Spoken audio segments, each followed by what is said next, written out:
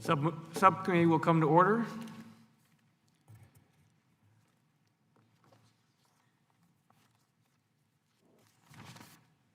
I want to welcome everyone here this morning to the hearing of the Railroads, Pipelines, and Hazardous Materials Subcommittee. We'll be looking at the state of the rail workforce. Railroads and the men and women who make them run are a key component of the American economy. According to the Association of American Railroads, in 2017, major U.S. railroads supported over 1.1 million jobs, $219.5 billion in annual economic activity, and $71.3 billion in wages, while creating nearly $26 billion in total tax revenues.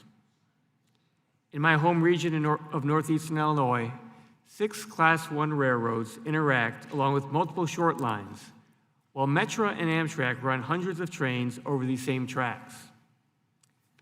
The confluence of all these railroads make northeastern Illinois the rail hub of North America. The more than 160,000 railroad workers in this country are the backbone of the industry and keep our world-class rail system the powerful economic force that it is. In northeastern Illinois, thousands of workers get 1,300 Metra, Amtrak, and freight trains to their destinations on a daily basis.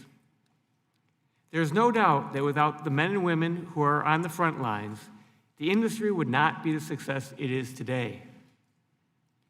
Historically, in return, the railroads have provided good-paying jobs with good benefits for their workers. It's important that this continues. Today, we'll hear from a number of witnesses about the widespread changes that are taking place in the railroad industry and the impacts that these changes are having on the rail workforce. Two of the significant changes we have seen recently are longer trains and the adoption of precision scheduled railroading, or PSR. These changes in rail operations have raised concerns about working conditions and safety, as well as negative community impacts and the quality of service being provided. Freight railroads are now running consistently longer trains, upwards of 10,000 to 15,000 feet. That equates to 2 or 3 mile long trains, or to put it another way, 33 football fields. However, the rail infrastructure has largely gone unchanged. This has led to operational challenges such as increased block crossings or idling on mainline tracks for extended periods of time. This causes problems for workers and also for communities. These are issues that I've seen in my district forever, but they're getting worse in other places. One example is in the Chicago neighborhoods of Mount Greenwood and Beverly. Now these types of issues are being seen in more districts across the country.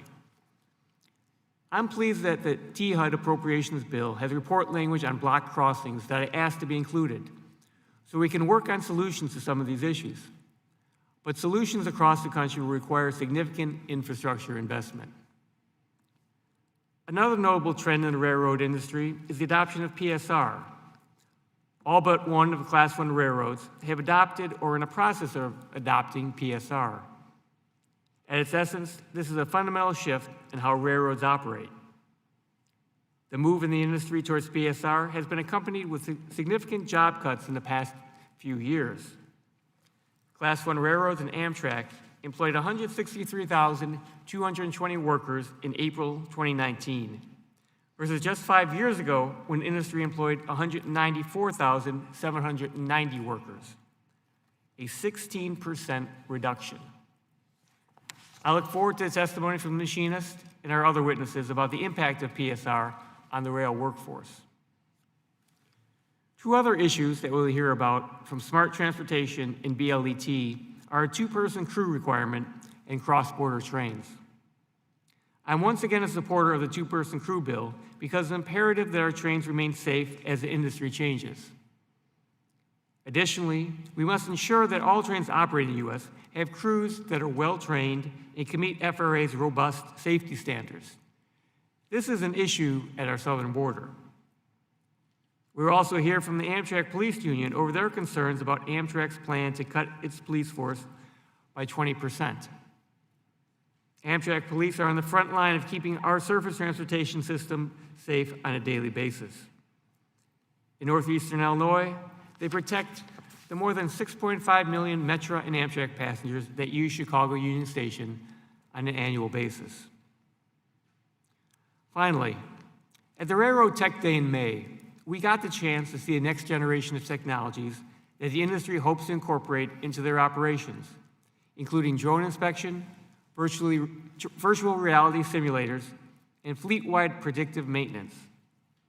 While these technologies are exciting, I want to make sure that we keep in mind that technology will not replace the necessity of workers. Therefore, we must ensure that we continue to invest in our men and women in the rail industry. And expanding workforce development programs is one of my priorities as we head towards surface transportation reauthorization. I look forward today to hearing from our witnesses about how we can improve the state of the rail workforce and the industry as a whole. I now recognize the subcommittee ranking member, Mr. Crawford, for his opening statement. Thank you, Mr. Chairman. The freight rail industry employs over 3,300 Arkansans at Class 1 regional and short line railroads. These employees come from varied backgrounds, and nearly 20% of our nationwide freight rail employees are veterans. Farmers and businesses across my state depend on our nation's freight rail transport their goods throughout the country and the world. Important to Arkansas are short line railroads, who most often provide first and last mile service for farmers, manufacturers, and other industries. I'm proud to support H.R. 510, the BRACE Act, which would permanently extend the tax credit for short line railroad track maintenance. As total freight demand continues to grow, the critical investments made by the railroads in their people and in their infrastructure ensure a safe and efficient system on which our goods will travel. This investment helps spur economic activity and supports non-rail jobs. Railroad innovation leads the way to new technology, make operations safer and more efficient. In turn, the rail network can handle increased freight demand and help relieve congestion on our roads. I look forward to hearing about the implementation of positive train control, a key step to improving rail safety, and other technologies that can prevent potential incidents. Thank you to all of our witnesses today for being here, and I yield back the balance of my time.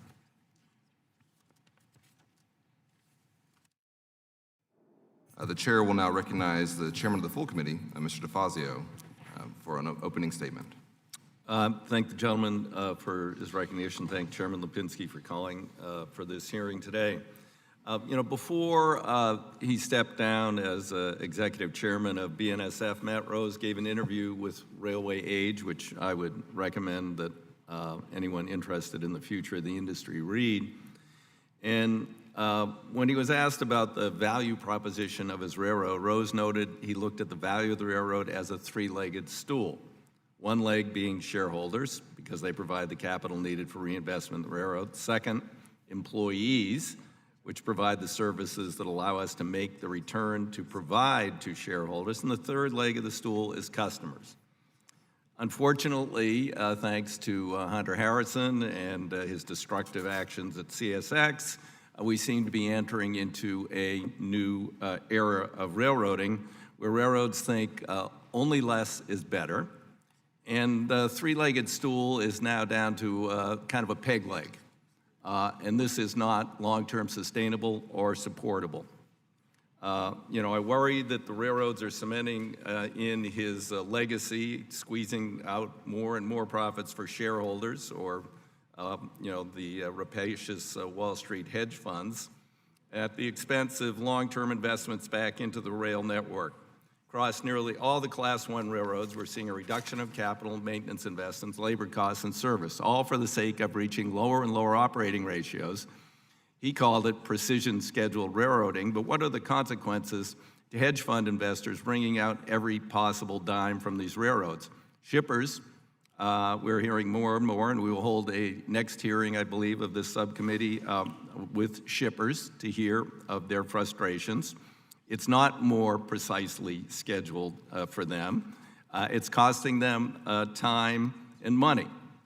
Just last month, the STB held a hearing to examine Class 1 railroads' increased use of demurrage and accessorial charges to shippers. The hearing brought to light concerns that service has not improved for shippers with the implementation of PSR, but in fact, they're often having to bear the financial burden of these operational changes to profit the people on Wall Street.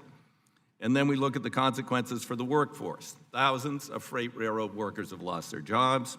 In just 3 years, CSX has cut its workforce from 26,000 down to less than 20,000. Since May 2018, UP has reduced its workforce by 3,000.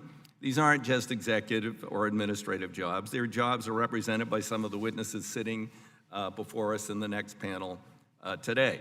Engineers, conductors, yard masters, signalmen. Signalmen now are required to, at UP, instead of 20 miles of track, 60 miles of track, which for many is a physical impossibility. Switch, bridge repair, maintenance workers, car and locomotive maintenance workers. These are jobs that help ensure a railroad can expand its service and continue to operate safely.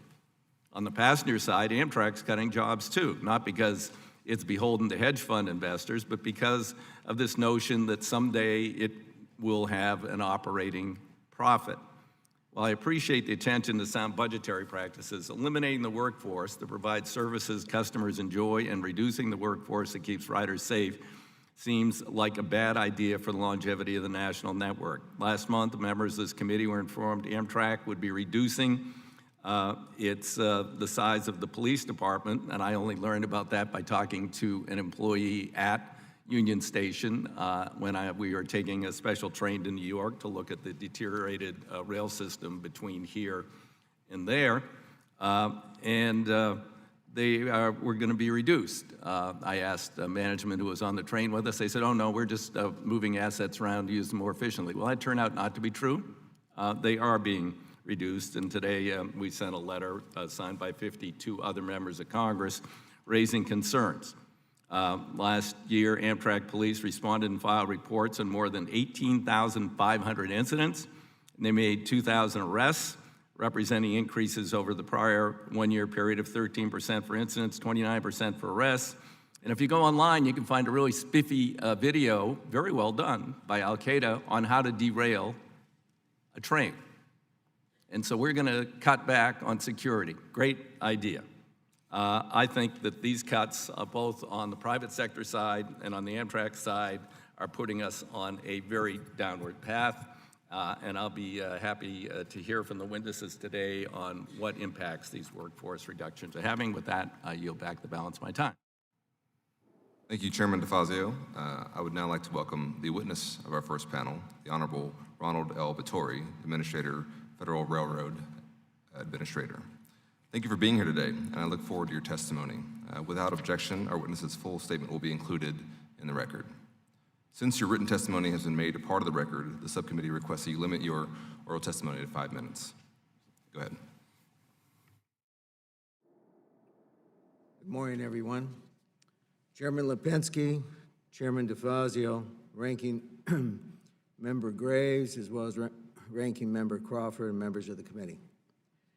Thank you for the opportunity to testify today to discuss rail safety and the Federal Railroad Administration role in ensuring the safety and efficiency of our nation's rail system. The mission of FRA is to enable the safe, reliable, and efficient movement of people and goods for a strong America now and into the future. With Secretary Elaine L. Chow's leadership, FRA executes its mission in many ways. FRA enforces critical safety regulations and partners with industry to develop and promote both regulatory and non-regulatory solutions to safety issues.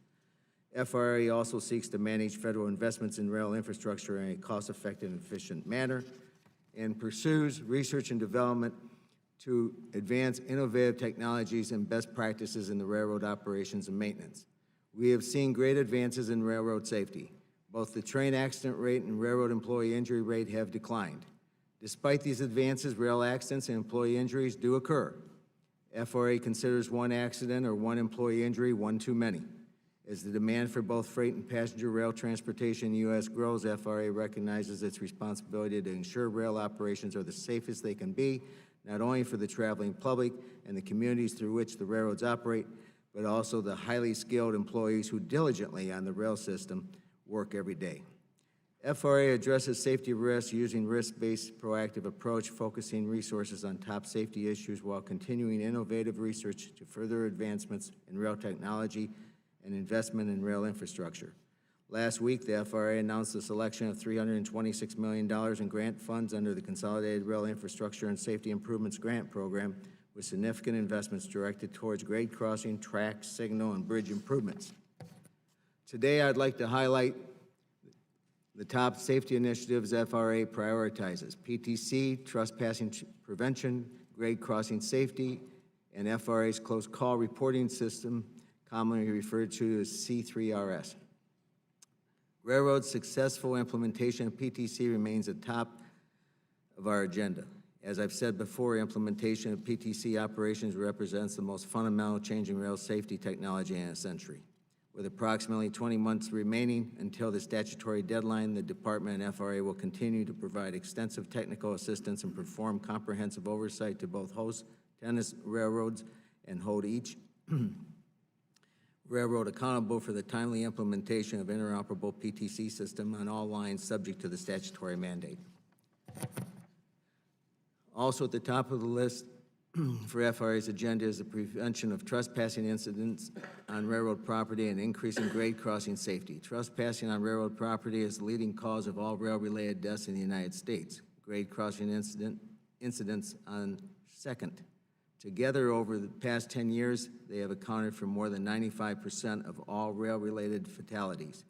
One of my top objectives is to lead, promote, and strengthen efforts among the public, private, and government stakeholders to increase awareness of grade crossing safety issues and trespasser prevention strategies.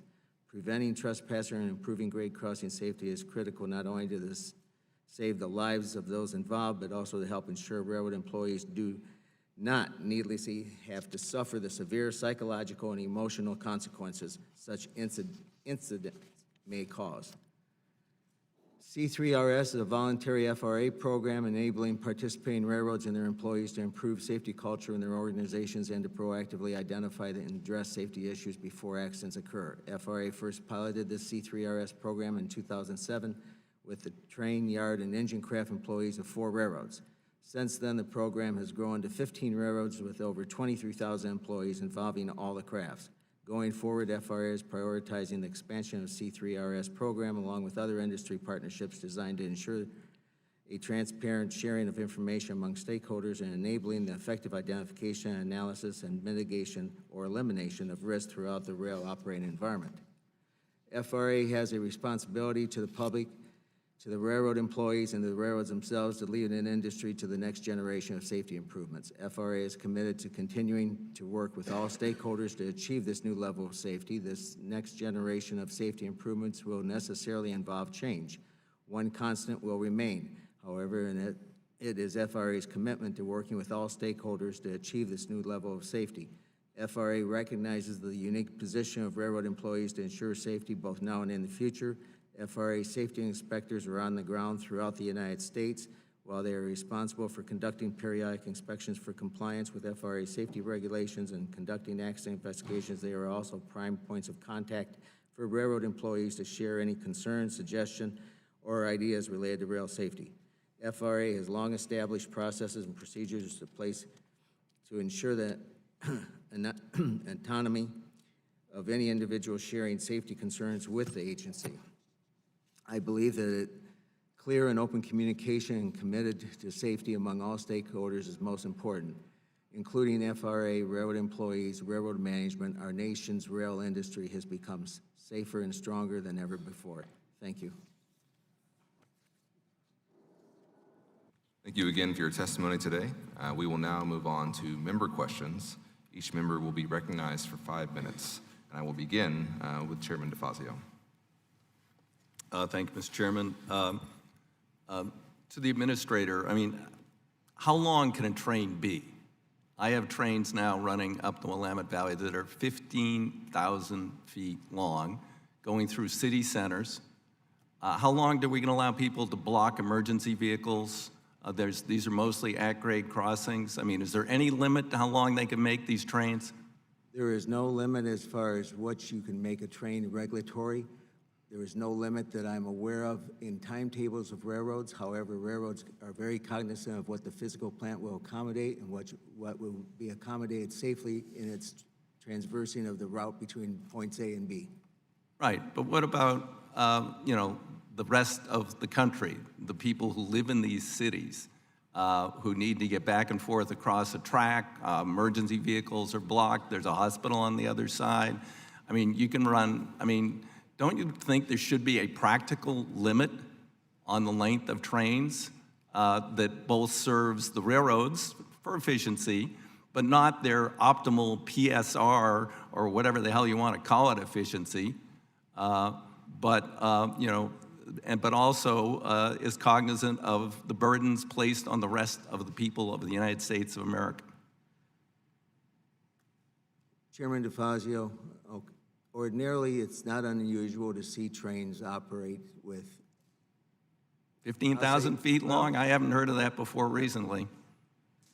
You'll see trains ordinarily in the range of 7,000 to 11,000 feet. Right. There have been exceptions where there's trains that have now grown to 15,000, 16,000 feet. The interesting part of it is, yes, the linear length of the train is more, without a doubt. But the number of freight cars in that train have only increased by 10 cars in the last 45 years. Yeah. So the integrity of that train, as far as mechanical reliability. Right, but that's not the question. That's not the question I Well, raised. as The far as question I raised is the impacts on society of what they're doing, Well, let alone the issues that are being raised by shippers and everybody else. I mean, how far are we going to let? I remember when Frank Lorenzo ran Eastern Airlines. We finally drove him out of the business because of what he was doing. But we're seeing the same thing here, started by a guy who's now deceased, that is infecting the railroads and making them subject to these inordinate pressures from Wall Street. And isn't there a point at which you're going to be concerned about the safety by the reduction of the number of employees and about the inconvenience for the rest of the United States of America because these companies are driving these trains as long as they can with as few people as they can? I mean, you don't have any concerns about this. You think this is all just hunky-dory? I've had sincere commitment to safety since the day I was employed in the railroad industries in 1971, right up until the day I retired, and I still carry that commitment to safety. Great. And you believe all these reductions The train- in workforce are warranted and not jeopardizing safety in any manner? Train length, No, we're not talking about length anymore. I'm now talking about the number of employees who have been dismissed, laid off, so they can increase their bottom line. well, we certainly have incurred change, there's no doubt about it. When I hired out in 1971, we had around 700,000 employees. We're now down to about 150,000. Okay, so you're basically going to say No, this is all just fine and we're being driven by Wall Street and you're happy with that? No, I'm not happy. Okay. I'm trying to share with you the facts. Well, the fact is, I'm going to what Matt Rose said and the concerns he raised because I thought that he was doing a hell of a job, and they aren't doing these things, and they're serving their shippers better because they aren't being driven by jackals on Wall Street, because they were bought by a responsible long-term investment firm. And for what it's worth, Matt and I share similar opinions. Okay, well, then you should have some concerns about this PSR stuff. Anyway, thank you, Mr. Chairman. Thank you, Mr. DeFazio. Now recognize Mr. Ranking Member Crawford. Thank you, Mr. Chairman. Get my question for you here. Thank you for being here. Appreciate that. How are you ensuring that all railroads meet the PTC deadline? Do you have any concerns that any of the railroads might not meet the deadline? I carry a concern about PTC every day that I've been in this position, as well as when I was an advisor to the Secretary Chao. We've come a long ways in the past 15 months insofar as organizing the PTC initiative as guided and facilitated by the FRA. Very quickly, we first met with all the host railroads face-to-face. That was during first quarter of last year. Then we held 3 sessions of summit sessions to prepare everybody for what they need to fulfill the prerequisites for PTC for 12/31 19 or 18. Then this year, we have held, or we will be holding, a total of 3 collaboration sessions to help facilitate more maturity insofar as the regulatory and statutory adherence that the railroad industry has to comply with by the end of 2020. What is concerning is something that I knew when I took this position, is that the freight sector, for the most part, was very mature and developing itself. They're now, if you will, entering their chapter of interoperability. The primary concern was the commuter railroads and Amtrak. Amtrak has developed a lot, and so have the commuter railroads. But when you have a freight sector that represents nearly 90% of their to-be-compliant PTC route mileage is now complete, and you have a commuter sector that only has 30+% of its network complete, and they have to do interoperability while completing the other 70% with only 15 months left, I have a concern. So as a result, with interoperability, we're currently meeting with a total of 76 railroads. 41 of them are independent short lines and regionals. The others are associated with conglomerates, trying to figure out where they're at with PTC, both economically as well as physically. Then we're going into the commuter railroads, which we've been with independently, but we're bringing them together, especially the Northeast Corridor. In this case, with the Northeast Corridor, we have 7 commuter railroads hosted by Amtrak. And they're all at different levels of maturity as far as getting their own lines equipped with PTC, but the interoperability piece is paramount because of their great presence on Amtrak. So July 12th of next month, I've asked the corner offices from Amtrak and all the commuter agencies, not with their technicians, to come to Washington. Amtrak and FRA are going to put on 2 presentations as far as where we understand the industry is on the Northeast Corridor. Let them go back, talk to their staffs, and if they feel they're going to fail, the message that I have already given some of them, they need to go see their 2 senators and their respective congresspersons now, not later, now, and tell them that they think they're at risk of failing. Because none of you like surprises, I don't think, and I don't like surprises either. So I'd rather flush this out earlier than later.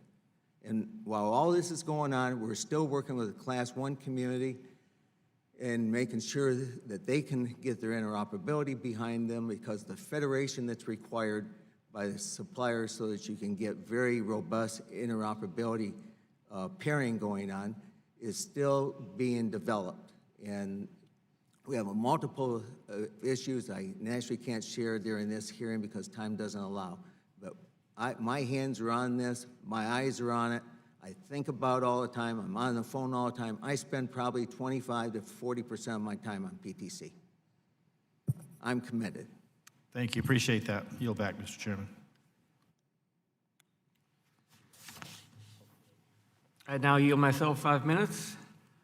I unfortunately had to be at offering an amendment at another committee, so I missed Chairman DeFazio, but I got a briefing on very quickly about what he had raised, so I just want to continue, Mr. Batory.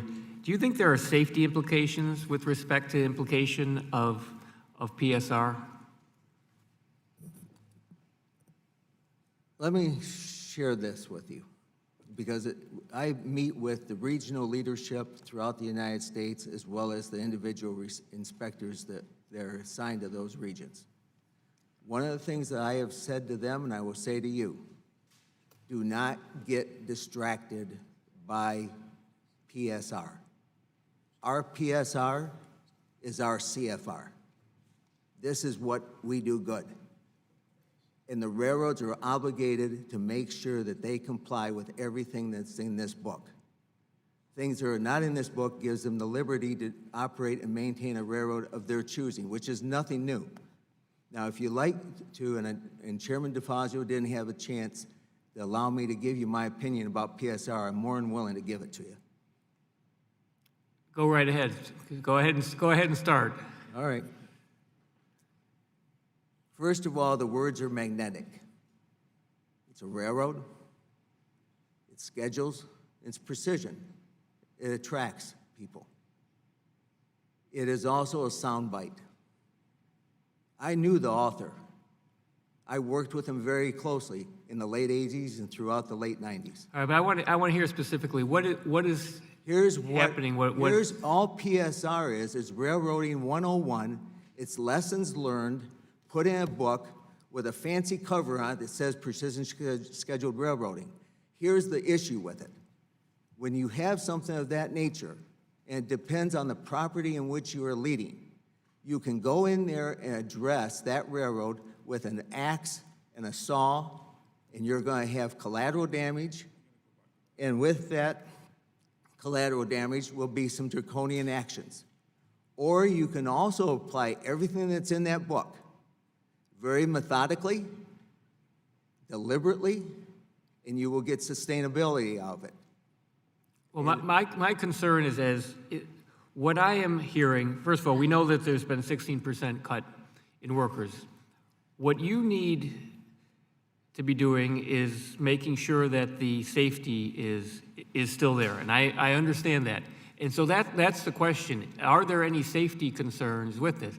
You know, Yes. maybe there's not, but that is one of the things that you need to be looking at and considering and making sure that we maintain safe working situation for the workers and for the communities with the railroads. Thank you, Chairman, and I realize that. And with that, at least since I've been in this position, fiscal year 17 versus 18, the inspection reports among the FRA inspectors are up. Observations are up. Inspection days are up. The number of defect violations and associated fines are down. So that tells me, by looking at this, and the inspectors that are using this to do their job every day, that the men and the women that lead, maintain, and operate America's railroads are doing what they're supposed to do. I do not follow employment levels, but in preparation for this, I do understand that the train and engineman employment count is up 3% over last year. All right, in regard to data collection for block crossings, will you commit to improve the FRA's data collection on this? Yes. Sound like you hesitated there. Well, as you know, we had a discussion in your office, and have a third of my railroad career was in the Chicago area. So I'm very familiar with what you are faced and some of your colleagues are faced throughout the United States. I struggled with it at first after I left your office, and I asked our staff, I said, tell me what you have in the way of factual data. So they put together 2 years of data. Now visualize this, with 130,000 road crossings, nearly 200 million registered vehicles. We only came up with less than 900 complaints. Now, I'm not saying the complaints aren't out there, but that's what little data we had. Your phone rings off the hook. You get letters all See, the I time. have 900 complaints in my office Exactly. So that's in when, a year easily. So that's when I sat in a staff meeting with our folks one Tuesday morning, and I said, what would happen if we created 2 portals in our website, and when actually, if it's approved, we have to disseminate it, make everybody aware of it, one for the general public and one for law enforcement. But we've got to get some factual data concerning this subject matter.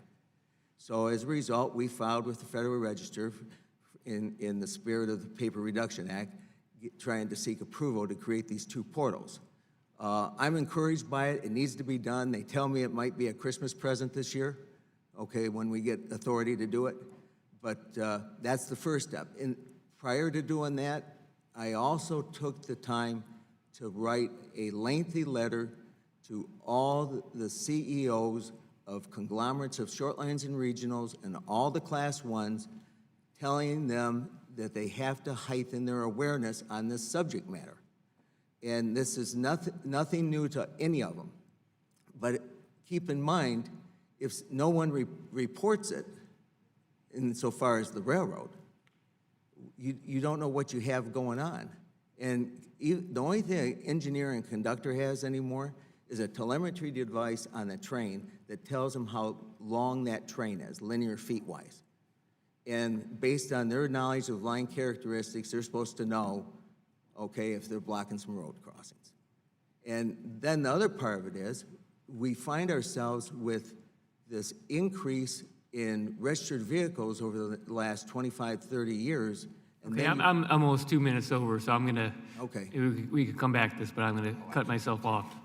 So I will now recognize Mr. Perry for 5 minutes. Thanks, Mr. Chairman. I actually want to continue the conversation because I too have a question about the growing concerns of block grade crossings and in keeping with the spirit of the conversation that's already kind of occurring here. What should be, Mr. Administrator, what should be the FRA's role in tracking the duration of closings, how they're reported, who reports them, and other than the portal, which I think is probably a step in the right direction, what other things do you envision doing in this regard? At this juncture, it all resides at the state and municipal level. There's nothing in the existing CFR that gives the FRA the ability to get involved with the duration of a crossing being blocked by a train. So the question is, should there be?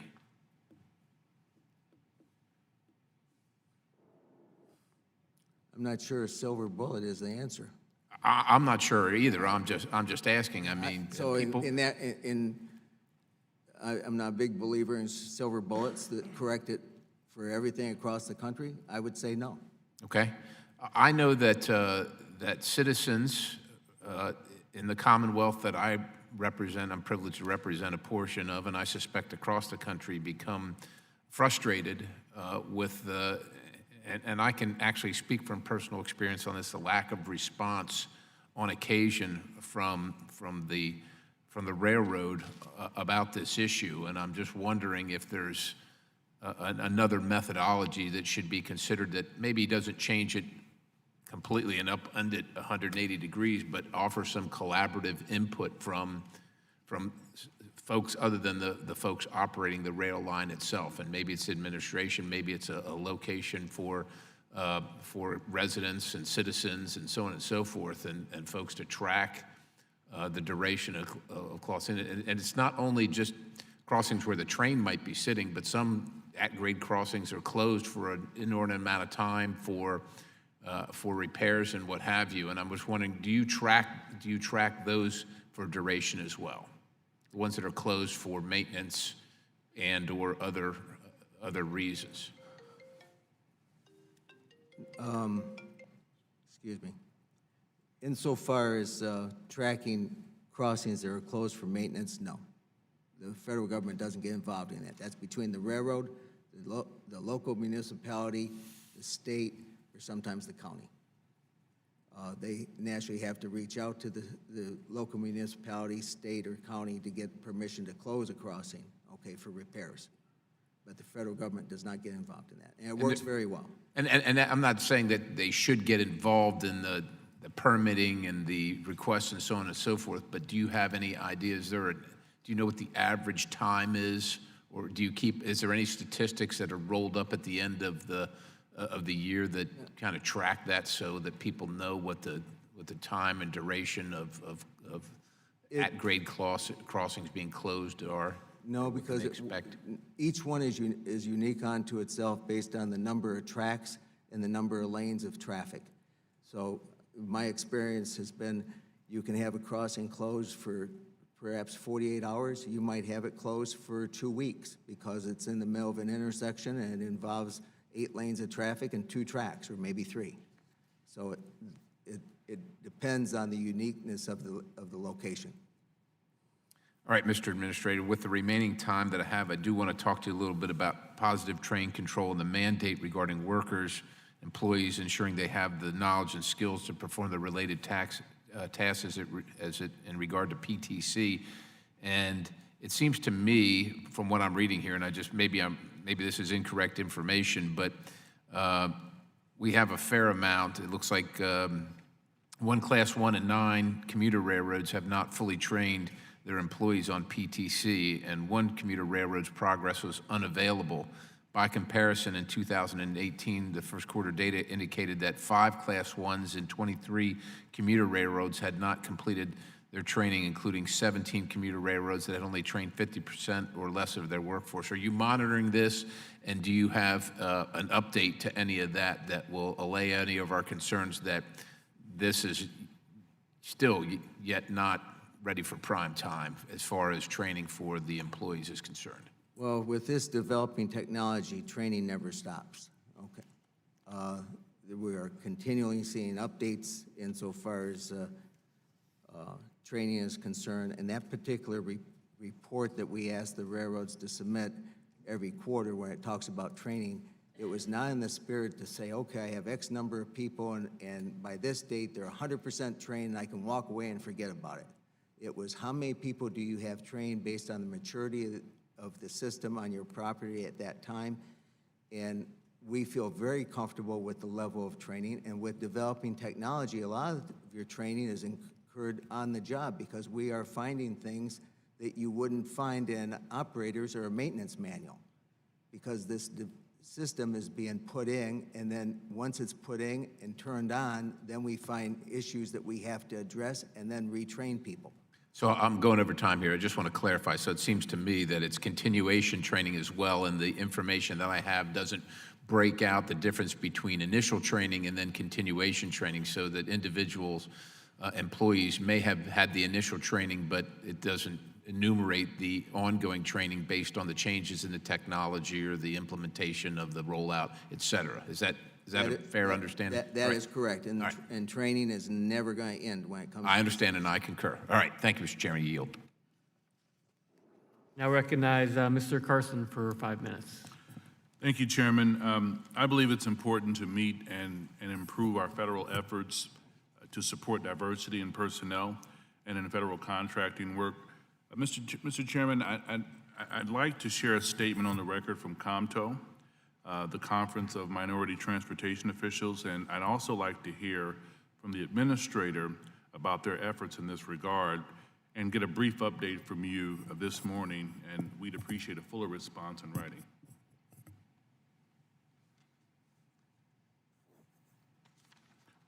Secondly, on May 23rd, the FRA withdrew a notice of proposed rulemaking published back in March 2016 that would have mandated that all covered trains, both passenger and freight, operate with at least 2 crew members.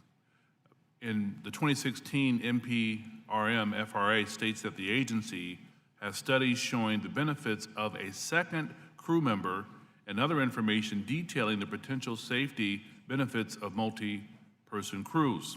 In addition, qualitative studies show that the one-person train operators posed increased risks by potentially overloading the sole crew member with tasks, and the PTC does not substitute for all the tasks performed by properly trained conductors. How have the findings from these studies changed since FRA issued the NPRM? Well, as far as the number of crew members on a train making it safe, and when we start getting down into the numbers of whether you want to say it's 3 people, 2 people, 1 person,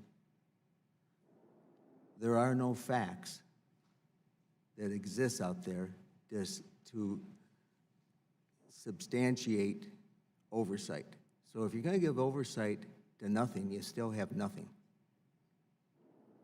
Now, one thing I will share with you that will probably be enlightening to many people in this room, and it wasn't done in the spirit of this hearing today. I was interested in learning about what transpired during my career with collisions in this railroad industry. And I'll stay with the more dramatic ones. The head-on collisions where 2 trains collide And in 1978, we had a minimum of 5 people on a crew. Some states, we had 6 and 7 people on a crew.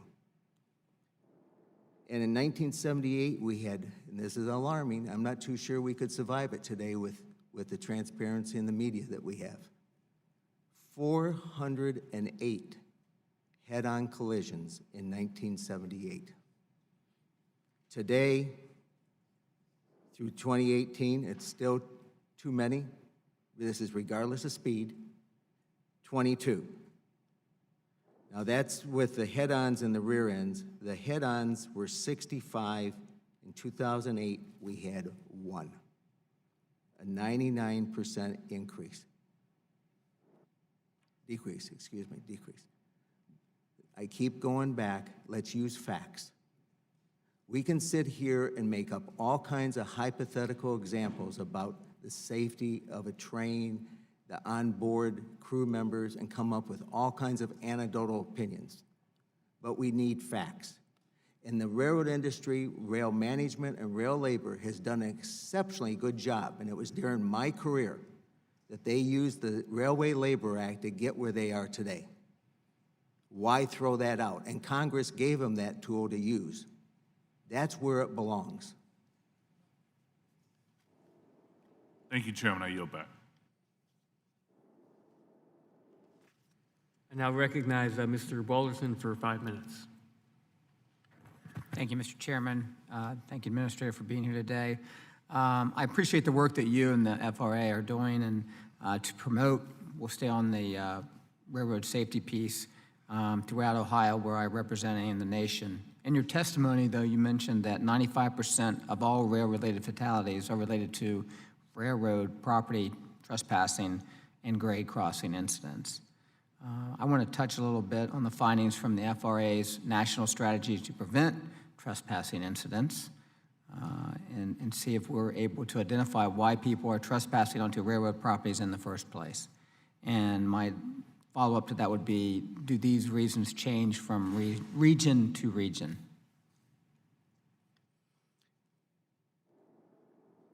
The trespassing situation, I think you're aware of, we've come out with a report recently, is very alarming.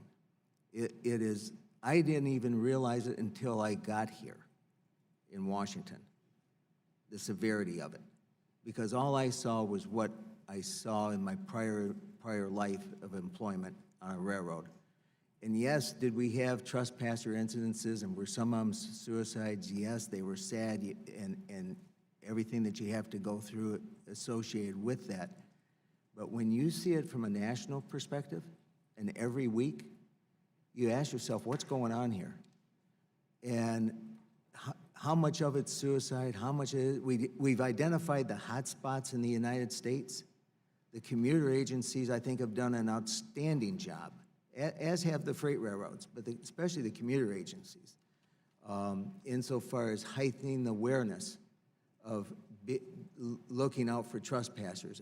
And if you think you have somebody endangered that perhaps might be suicidal, do something and act to try to preclude it from happening. But I was reporting it to the secretary. I started doing it right after I got here in Washington because it jumped out at me, and I would show her every Tuesday how many grade crossing accidents we had in this country, and then how many trespassers. And even though grade crossing accidents would fluctuate, but they were sawtooth, but they were low, the trespasser just keeps growing and growing and growing. And we have a problem and an issue we have to address in this society. And you naturally have people, unfortunately, that are not paying attention, okay? They're using railroad right-of-way as their leisure trail. They have their earbuds in. There's just a whole host of issues that we find in these things. And it's so sad to see it happen, because when you report to somebody and you say, all right, we had 25 or 30 trespasser and crossing incidents this past week, and 20 of them, 15 to 20 were trespassers, and just for talking purposes, from my recollection, 15 to 18 of them died. You ask yourself, why? And then think about this. Add up those numbers in the 20s and the 30s, multiply it times, 52 weeks, and then divide it by the number of seats in an airplane. And think of the notoriety and the action that we would give if we had 2 or 3 planes crash in this country. That's what we got going on with trespassers. Thank you very much. I yield back my remaining time, Mr. Chairman. Yield 5 minutes to Mrs. Napolitano. Thank you, Mr. Chair. Mr. Administrator, I represent the San Gabriel Valley in California, and we have 80 to 100 trains going through that district, the Alameda Corridor East. And we have problems with everything you've said, people crossing where they shouldn't be, and et cetera. The cost congestion, safety, idling cars, waiting to cross, the causing pollution. But I'm concerned that trains, in the argument, Mr. DeFazio, they are becoming too long. There was a train back some years ago that went to my area that was 1.5 miles long. And I understand that only Long Beach, LA, and Texas can handle that long a train for taking care of unloading, et cetera. I called the California Highway Patrol, the CPUC, everybody, and they bird dogged it all the way in. But if something would have happened, there'd been one person on there, anything happened that's real, it would have taken the one person half an hour to go to the end of the train. That doesn't sound very reasonable. What are we doing to improve the grade crossing safety and invest in grade crossing separations by asking the railroads to contribute more to make more rail crossings available that will help the communities that I serve, such as quad gates and other such things. Then another thing, the positive train control, which I championed a few years ago, they already have an extension. So how many are still not complying? And then the other question that you say, the Highway Rail Grade Crossing Safety and Trespass Prevention Summit was hosted, and I'd like to know who was invited. Okay, in regards to your last question, we had the summit on grade crossing and trespasser on October 31st of last year. We invited a cross-section of people that FRA... No, but I'd like to know who, because then I can find out if they have participated, and I vote to learn from it. And I will report to your Please. office later with I would that. appreciate it. Okay. Positive train control. Positive train control, in your particular area with Metrolink, they've done an exceptionally good job. I know. And the interoperability is maturing with the freight railroads and Metrolink. As far as these extensions, that's what's in the statute. As long as those railroads fulfilled their prerequisites, What on are they? 12/31/18, they were given then 2 more years to do implementation. That's in the statute. So, a lot of people think the FRA just sat there giving out extensions. We couldn't give out extensions if they No, we didn't. gave an extension. Yes, you did. Congress did. Yes, Congress did. That expires, I think, last year. Yeah, everybody has to have their PTC up and running on 1/1/2021. Basically a year and a half from now.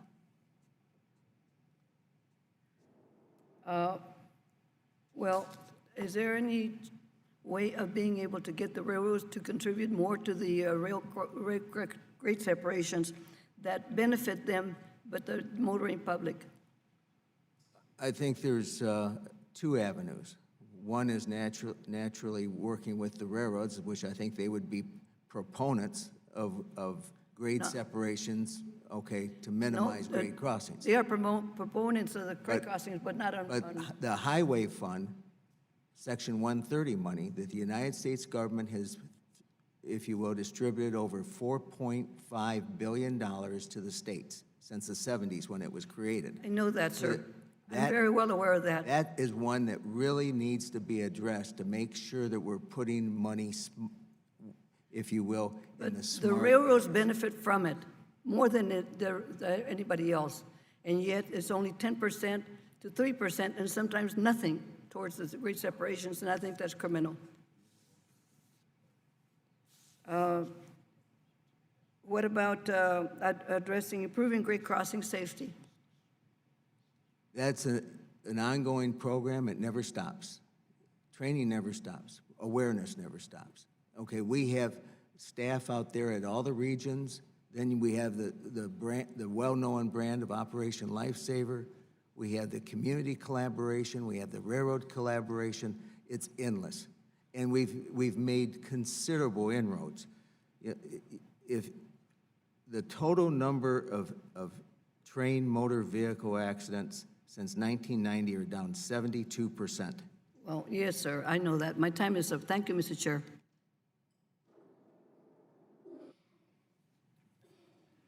Chair, I recognize Mr. Lamalfa for 5 minutes.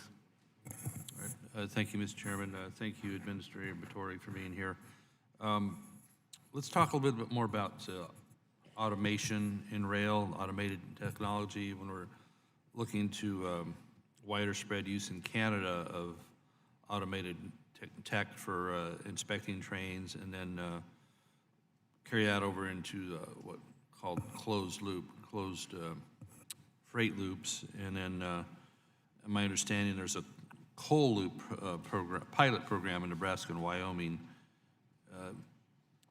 and that is being authorized, and also FRA has a small one that's using this automated technology. Could you expound upon all that and how useful that is, how practical it is, what they're doing in Canada, and is there any impediments by law or what have you in the U.S. on that?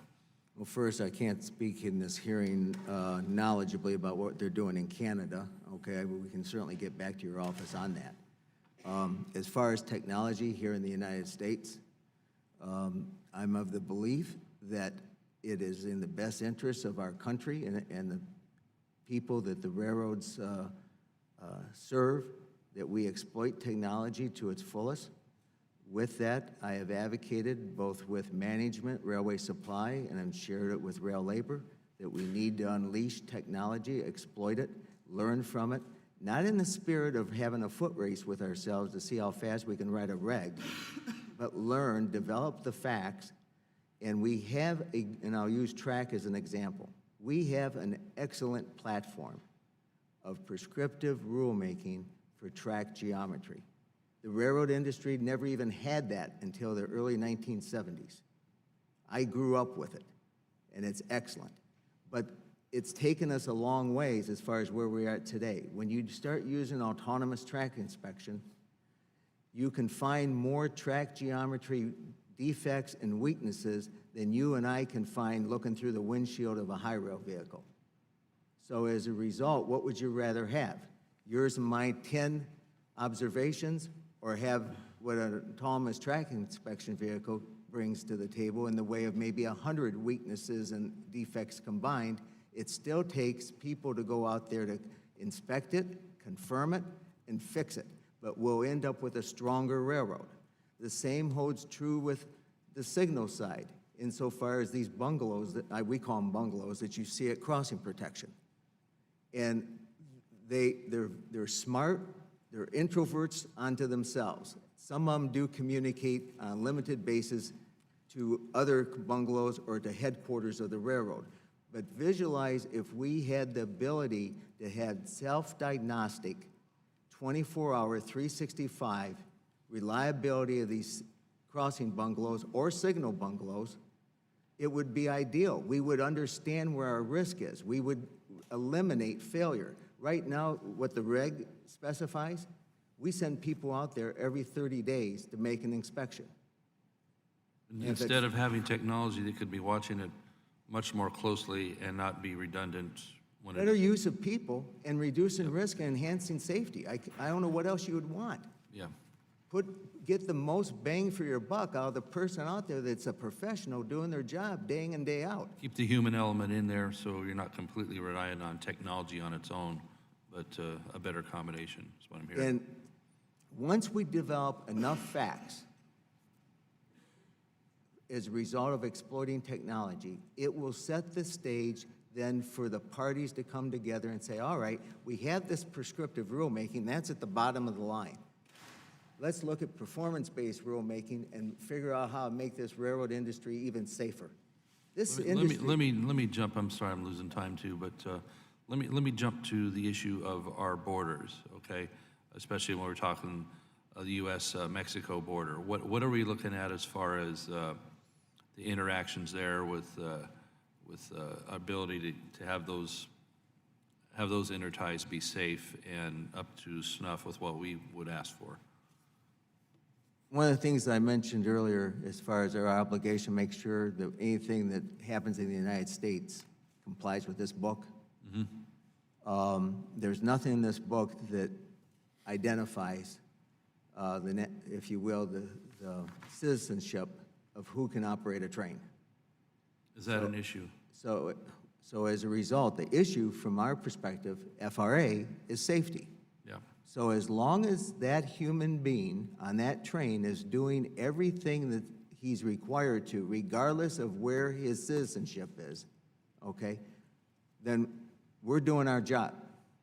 And in the case of Laredo, and it's a matter that's under litigation right now that has been initiated by the rail labor organizations, we have had prior to that, and we continue to have, observation and inspections continually to make sure, okay, that the Laredo operation is in total compliance to the CFR. And we have had, I think, somebody told me the other day, I think we had two instances where we took exception. Okay, my time's over. Thank you. I yield back. The chair will now recognize for 5 minutes Ms. Wilson. Thank you, Mr. Chairman.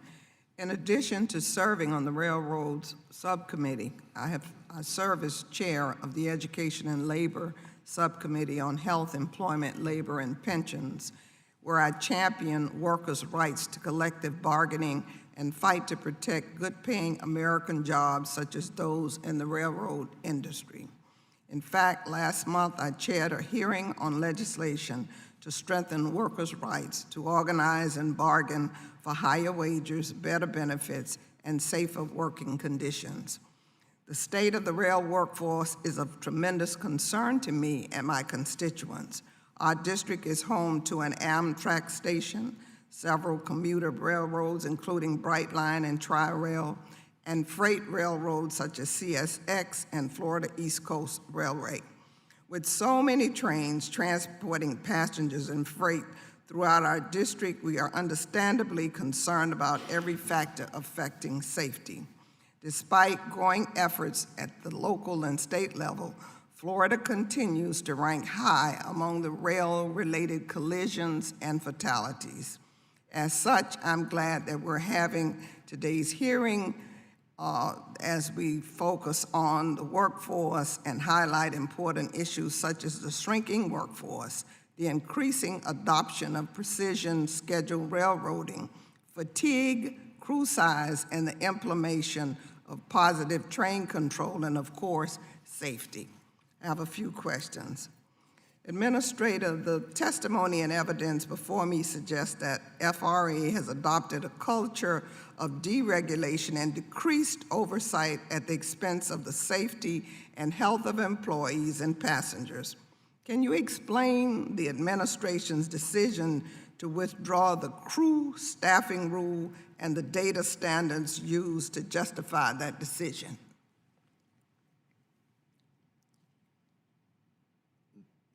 What I shared earlier, there are absolutely no facts to give oversight to. So as a result, that's why the rule was withdrawn.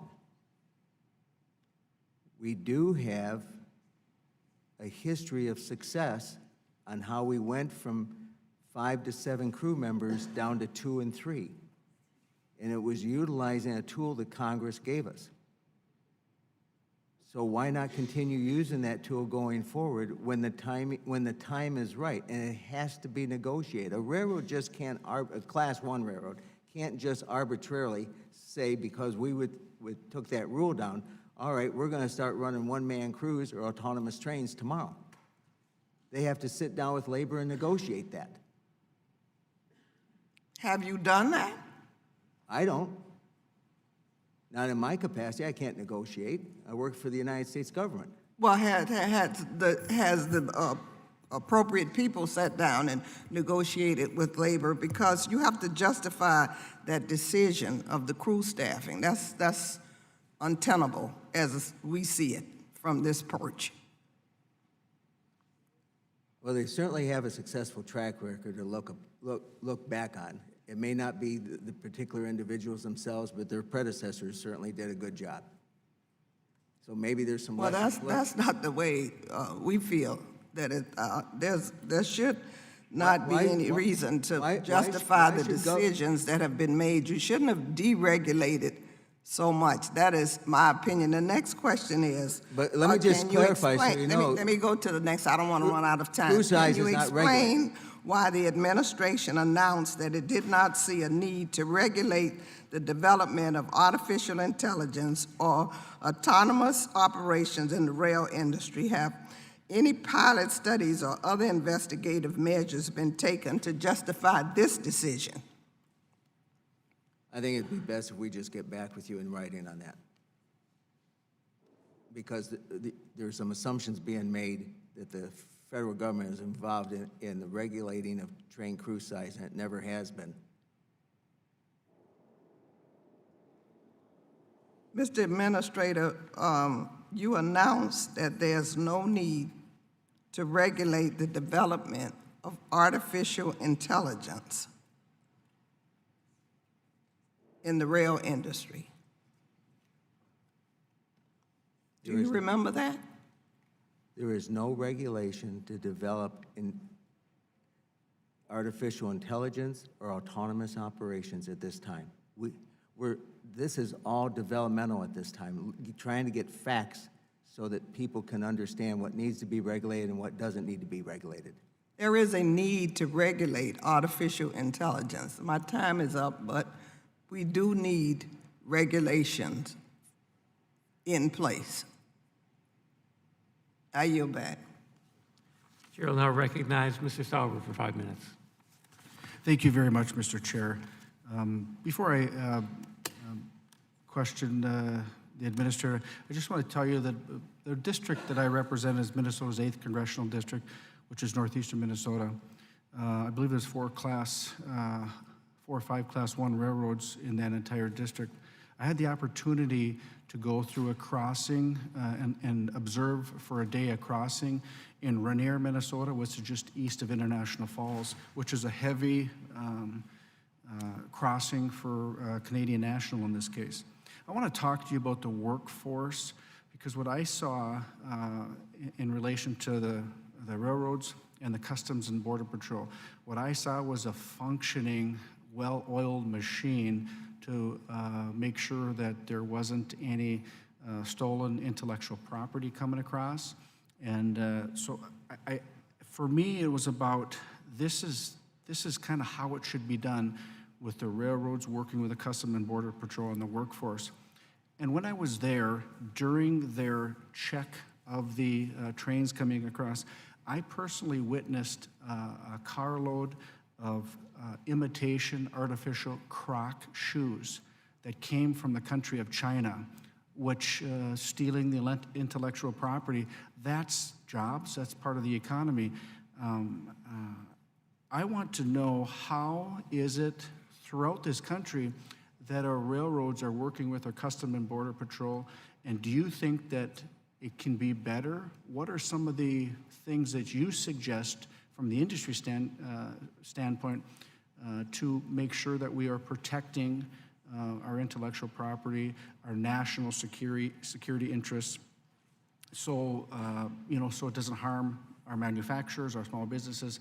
and our country. Tell me what the railroad is doing to enhance the safety of our country as trains come and go on both the north and southern border. Well, I'm familiar with Air National Falls and the former DWP CN up there. But most of my experience comes from the Midwest with the Canadian border, and also somewhat with, during a chapter of my life, the southern border with Mexico. But I have always admired, similar to what you shared, or at least my interpretation of what you shared, that the railroads work very closely with International Border Authority, insofar as not only the inspection of the trains, but when trains have to be broken up and set out cars for further inspection because there's doubt or concern or absence of proper documentation. We have, since right around the era of post 9/11, we now have the ability to do, if you will, X-ray of trains. Well, as far as, Mr. Administrator, as far as the timing of the trains coming and going, is the workforce adequate from our Customs and Border Patrol? Are the timing of the trains, is it good for the industry, or is it backed up? Because, you know, when they're delayed, it can mean, you know, some financial concerns. So my question would be, is there enough in our crossings, the Customs and Border Patrol, is there enough personnel available to make sure those trains come and go from our country in a reasonable time? As much as I'd like to answer that question, I don't have the background which to address what it is nationwide, and I think each border point is a unique crossing onto itself, and the people that know best are the border authority officials and the railroads that work with them. Okay. In my last minute here, I want to just share with you, I was a former county commissioner for St. Louis County, Minnesota, and I am very impressed that safety is the priority for the workers and the public, because we're working in our request to make crossings safer. We have been met with great cooperation, and I will say that the rail industry is critically important to this country, and I'm proud of all the railroads that have stepped up and looked at making our crossings safer, and with the cooperation with the local townships, cities, and et cetera, to make them safer. So I can't tell you how, from a county commissioner standpoint, how important it is to have that relation with the local communities to make sure those crossings are safe. And I know the rail workers agree with that as well. And I see my time's up, and I yield back, Mr. Chair. Chair, and I'll recognize Mr. Lynch for 5 minutes. Thank the chairman, and I thank the administrator for your willingness to come over here. So according to the Federal Transportation Bureau, the rail industry dropped about 30,000 rail employees over the past 4 years. Is that consistent with your understanding? I know you don't track this stuff, but they're saying there are now 31,000 fewer rail employees today than there were 4 years ago. You think that's right, or what's your understanding? I can't give you an audited confirmation of that number, but as a whole, railroad employment has dropped. Yeah. So that's the Surface Transportation Board. And your testimony earlier, when you were having the back and forth with Chairman DeFazio about the length of trains, I'm just curious. You know, if the idea is that at some point we're going to have one person driving the train, and it's some of these long trains are how many feet long? How many cars long? The ones that, if you will, that I would say began to reach the upper limits of what people are operating today with the type of equipment they're operating, I see sometimes 15,000, 17,000 feet. Wow. But that's So if not- something but goes- that's an exception. Yeah, but then, still, your earlier testimony was that you get some other trains that are pretty close to that on a regular basis. Those are exceptionally long, but we're not talking short trains either here. The idea is to move as many cars as possible, right? I mean, that's the incentive, lower cost, right? So my concern is this. You got one person on a train at some point, and something goes wrong, and that conductor has to, that engineer has to leave the car and then go check something out at the back of the train. So they leave the car completely unmanned and walk back. I mean, you had a rule that you were considering up until May of this year. And that rule was to require 2 people to be on the train. Seems to make sense to me. You know, you've got fatigue problems, right? So not only is that one person who's going to be on the train overworked in this fatigue problems, but now you've got them leaving the car and leaving the locomotive and then walking back and trying to figure out what's wrong. Just for the safety of that single employee. It seems reckless and irresponsible to not require 2 people on the train. It's mind-boggling. I know you're trying to squeeze every single dollar out of the operators are trying to squeeze every single dollar out of these employees in every single train. But at some point, common sense and basic concern for your workers. And the FRA has a role to play here. You set the standards. You say, you come up with some basic rules. This makes sense. This makes sense to have 2 people on a train. Imagine that, you've got a long train, has tremendous impact on local communities, blocking crossings, and you've got one poor man or woman out there trying to run that whole operation. That's ridiculous. Well, I certainly agree with what you said about common sense. That's why I think the railroad, if you will, rail labor and rail management, has lots of common sense, and they can figure out what's right and wrong, and then once they figure it out, they'll negotiate it. So why withdraw the rule? What's the thinking? What was the purpose? They have the Railway Labor Act, and there's no facts. Well, you had the rule, But there's you no- withdrew it. but So there's it's no- not like I'm asking you to do it. This is something you were going to do, and then you changed your mind.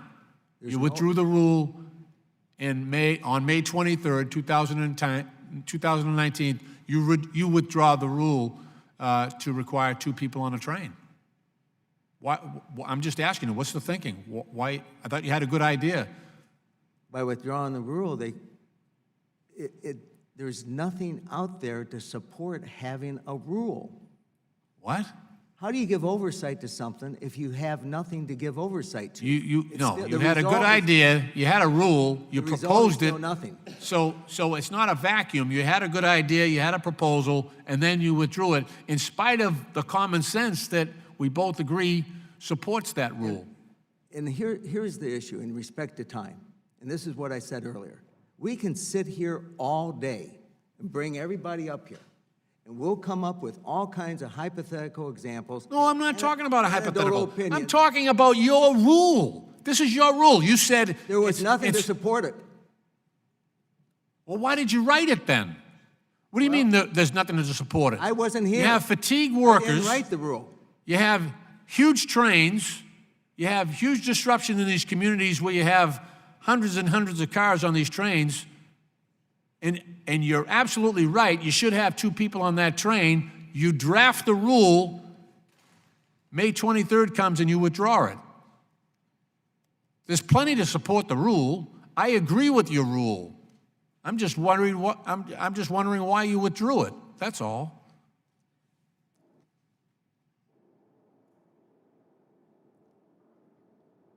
I take that as an I don't know either, Congressman. No, I do know, but time doesn't allow me to share Well, everything with you you. have But plenty of time. My door is open, my phone is on, and I'm available. Well, we're to you here at any- now, though. We're here now. This is the hearing on this.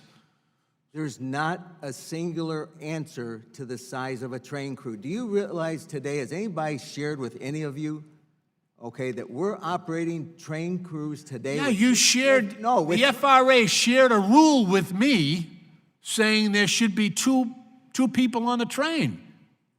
You shared that with me. I didn't dream that up. You sent it to me.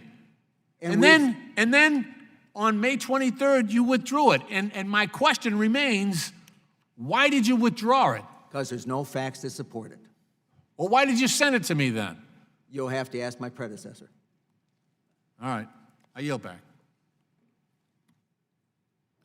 Chair will now recognize Ms. Norton for 5 minutes.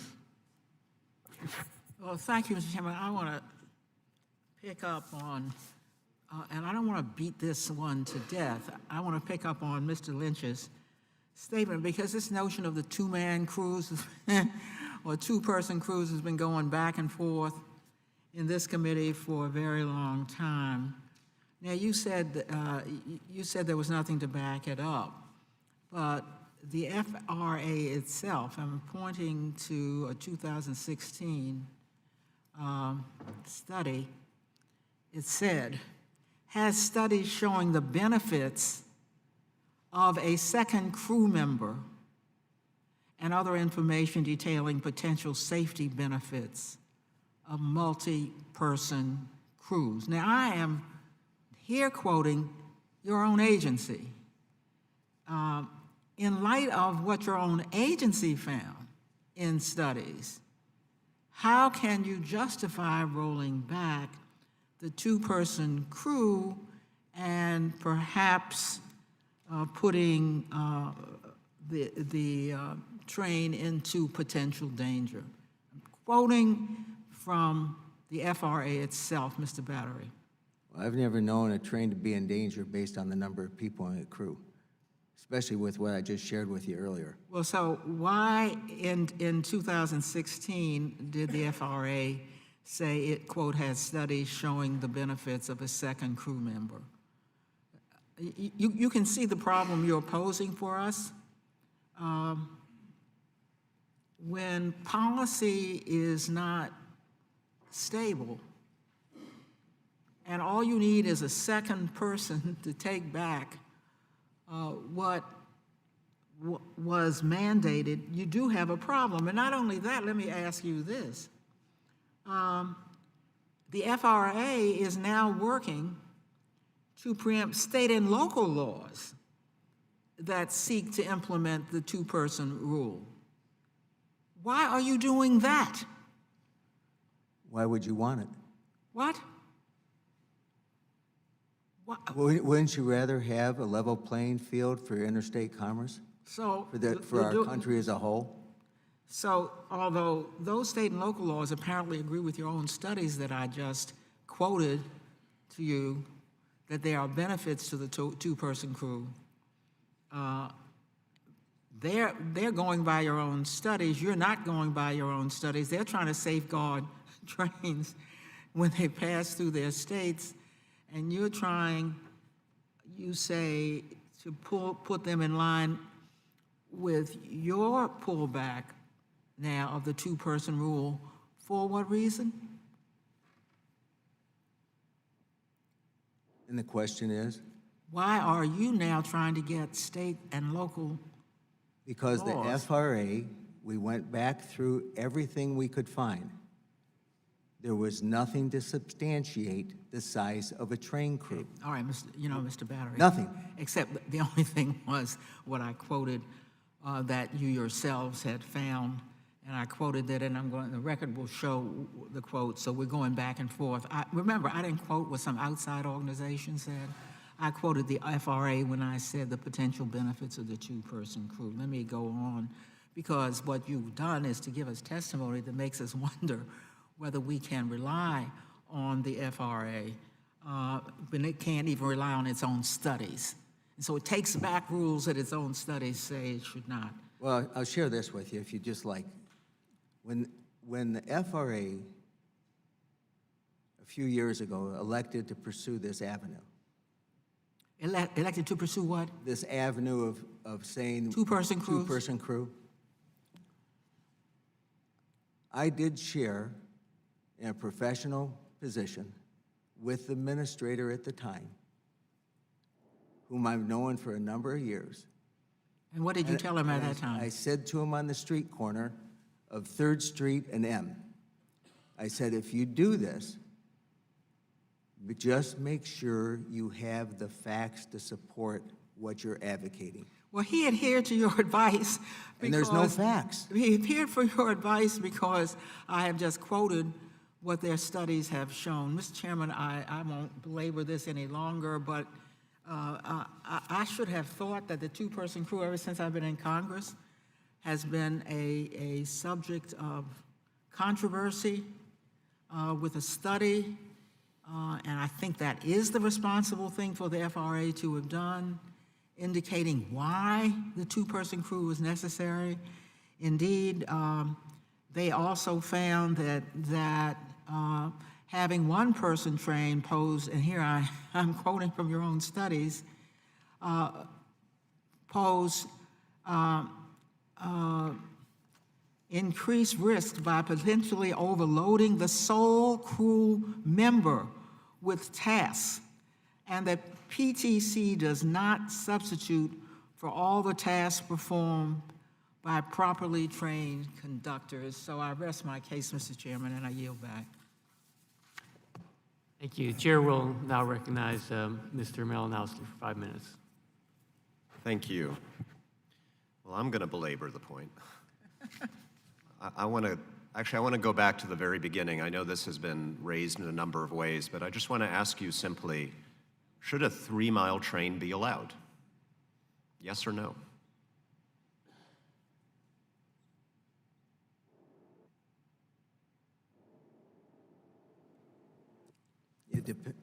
It can operate safely and efficiently depending on the location and the integrity of the train. And the men and women that lead and maintain and operate this industry do an exceptionally good job. They don't go out there and just make up trains and figure out, well, I wonder if we can block a bunch of crossings today and inhibit the public, or perhaps run up the risk and have a derailment today.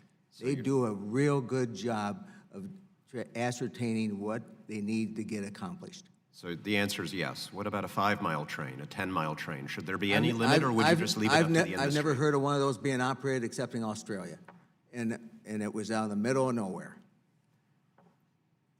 That's the only place I've ever known a train that big. So it's happened. Oh yeah, there's one train that was well, it was close to All right, 30,000 feet. I think we have your answer. Let's say you got a 3-mile train and you've got one crew member. How long would it take for that crew member to walk from the front to the back of the train to try to figure out the source of a problem? Well, if he's a good walker, okay, it's going to take you basically for a 3-mile train, what is that, an hour to walk to the rear, an hour to walk back, and then maybe he or she might have to do something in the interim if they find something. Is that a good situation? You happy with that? I've never incurred that type of situation. What if the train is carrying liquid natural gas? Should there be any length to the limit of a train carrying LNG?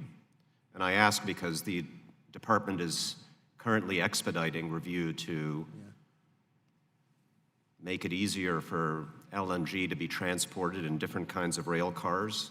My state of New Jersey, almost certainly we're going to have large trains carrying LNG. Should there be any limit to the length of a train carrying that highly flammable explosive substance? I think it's best to let the science and facts determine that if it's even necessary. Think about where we've started and where we're at today. We used to have trains that basically were less than a mile long. Through technology and efficiency, and I told you, the number of cars in a train have increased only 10 over the last 45 years, the number of cars. It's the linear length. So as a result, okay, these concepts of these trains are safe. The in-train forces are studied constantly. You actually get a profile that gives you the distribution of tonnage in your train. the people that make up the trains know where to put the tonnage in that consist. People are doing a good job. We just don't go out there and say, I think we'll run some trains today and see what happens. Yeah, well, people do a good job, which is why we want people on trains. So thank you for making my point there. Let me get back to the LNG question, because the proposed rule would enable LNG to be transported in different kinds of rail cars, in DOT 113 rail tank cars. And my understanding is that those would have about 4 times the capacity of the ISO cars that are now carrying LNG. Do you see any potential risk in vastly expanding the ability of the rail network to carry this substance in rail cars that contain 4 times as much as is currently allowed? What has been shared to me at this date? No. Do you know what the blast radius is for one of the current cars, the ISO cars? Which kind of car? There's so many. I will tell you this, LNG has a lower pressure rate than any other volatile commodity out there. We're handling other commodities that have a much higher pressure rate. And you know what happens if it's exposed to the atmosphere in an accident? As I do the other commodities as well. You have no concerns about? No, because of the type of equipment and the way in which we handle it. If people do their job, the way that the regulations and the rules and recommended policies and practices are set forth, it will work. So you'd be fine with a 3-mile-long train carrying liquid natural gas through New Jersey with a 1-man crew, because people do their jobs? Well, I've operated 1-man crews in New Jersey and never had any problems. Thank you. I yield back. Thank you, and we're going to conclude, I believe, with yield to Mr. Chairman DeFazio for 5 minutes. Thank you, Mr. Chairman. Thank you, Mr. Administrator, for being here for a long time. But I want to follow up on the LNG question. I have tremendous concerns about this. Currently, there's limited exemptions. Alaska Railroad, they can have 12 intermodal containers on any train consist. Crews have to have special training. Emergency response organizations have to have special training. It has to be documented and provided to the FRA. And then, we are now seeing a proposal in Florida that is similar to this. They are limited in speed. And I mean, there's a whole bunch of conditions on this. I think that, LNG is a unique commodity, and you might not be familiar with its characteristics. It's essentially liquid, compressed, but when exposed to the atmosphere, it has a tendency to turn into a very large cloud, which is very combustible over a very large area. Oil doesn't do that. Ethanol doesn't do that. It's volatile, it burns, but it doesn't create a giant cloud in the atmosphere like LNG does. And we now have a proposal, and I just want to ask for a special permit to essentially create a railroad liquid pipeline that is a continuous loop of 100 cars, 6 trains in Florida through heavily populated areas. And as I understand it, the Pipeline Hazardous Safety Materials Agency is consulting with FRA on this. Are you going to, where are we at in that process? I'm familiar with the permits that have been given for LNG so far, okay, and they're basically in southern Florida, and I believe there's another permit in western Pennsylvania, if I'm not mistaken. And from my understanding and conversations with this whole LNG movement, okay, a lot of due diligence is being given to it insofar as making sure that it is nothing less than what we are accustomed to today in the safety of handling hazardous and volatile materials. One of the things that I've been impressed by is what the industry has come to realize in the way of equipment to handle LNG as far as the tank car with the two vessels and the insulation in between, the stub sill that has been designed on both ends. A lot of smart people are doing a lot of good work, making sure that when LNG does get transported on the rails, okay, it will be transported with the least amount of risk, if any, and rely on the people that do their jobs every day to do it safely. Is a 113 car absolutely puncture-proof? Nothing's absolutely puncture-proof in this thing, nothing. All right. It depends on the circumstances and the incident at the time. Okay, so given that they're not puncture-proof, and we just recently had some ethanol spilled out of cars that were basically supposed to be at least puncture-resistant, let's say. Yes? So 113s are the same, they're puncture-resistant. So, just, again, I would urge you to have your staff,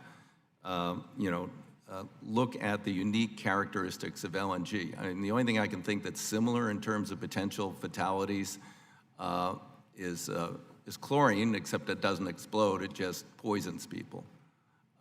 You have the potential for a massive fireball with just, with one of these cars, let alone multiple cars, being punctured. And I mean, accidents do happen for different reasons. Someone threw a switch when they shouldn't throw the switch.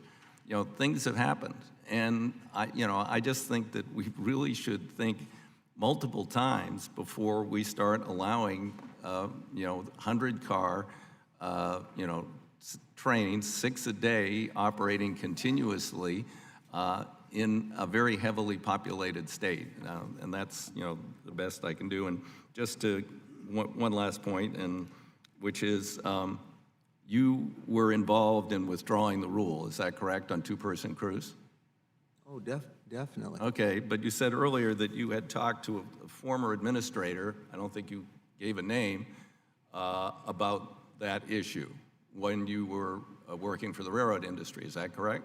Yes, sir.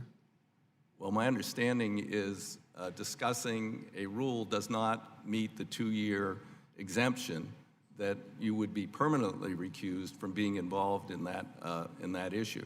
Have you consulted with counsel? It was long before that. Okay, it was not the immediate prior administrator. It was, I'd have to look on a calendar. I'm going to say it was probably 2013, 2014. The rule hadn't even been proposed. And I was being very candid and honest with you. But the short of it is, I sit here before you, and I'll look to anybody and say, let's just do what's right and rely on the people that know what to do is best. And we'll figure it, they will figure it out. We won't. They'll figure it out. Well, the problem is, as I said in my earlier statement, is that Wall Street is setting the terms and pressuring executives and they aren't concerned about safety. That's an external diseconomy to them. Their annual or monthly or quarterly profits are what is being watched by Wall Street. Only if there's an absolutely catastrophic accident, the bankrupts a railroad, will they care about it. But short of that, they don't give a damn.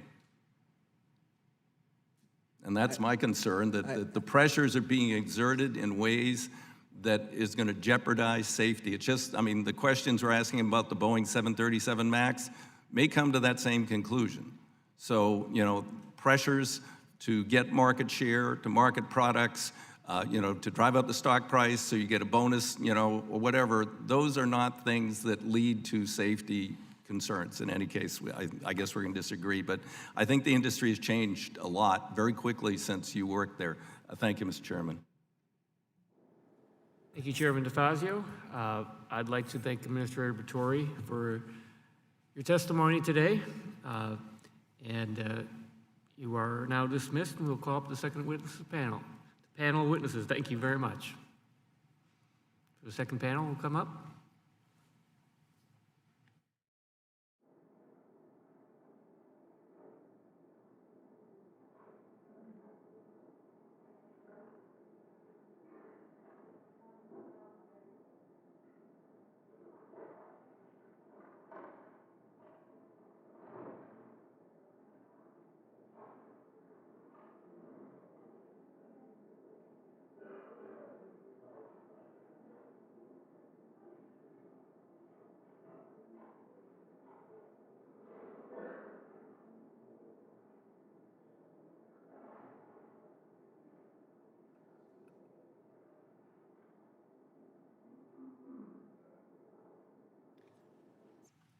I would like to welcome our second panel of witnesses. We have Mr.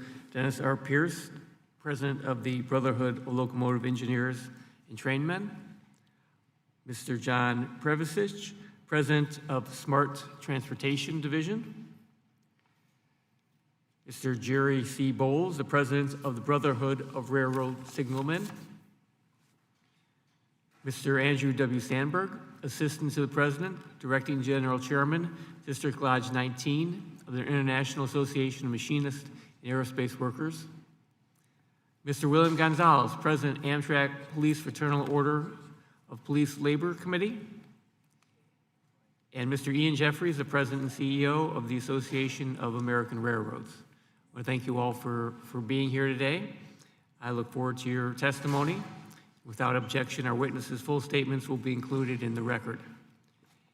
As with the previous panel, since your written testimony has been made a part of the record, the subcommittee requests that you limit your oral testimony to 5 minutes. Thank you for your testimony today. We will begin with Mr. Pierce. Mr. Pierce, you're recognized for 5 minutes. Good morning, Chairman Lipinski, Ranking Member Crawford, and subcommittee members. I appreciate this opportunity to appear this morning, and I thank Chairman DeFazio for inviting me to testify and for his and Ranking Member Graves' leadership of the T&I Committee. My name is Dennis Pierce. By occupation, I am a locomotive engineer. I'm also proud to be the national president of the oldest union in North America, the Brotherhood of Locomotive Engineers and Trainmen. I also serve as president of the Teamsters Rail Conference.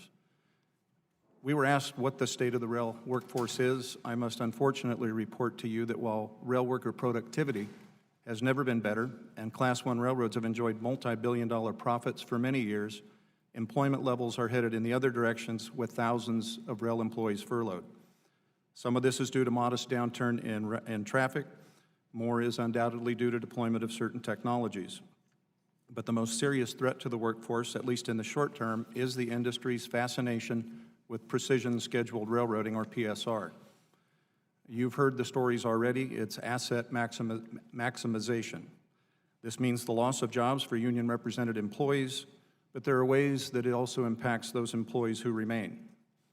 For our perspective, the vast majority of engineers and conductors are on-call employees.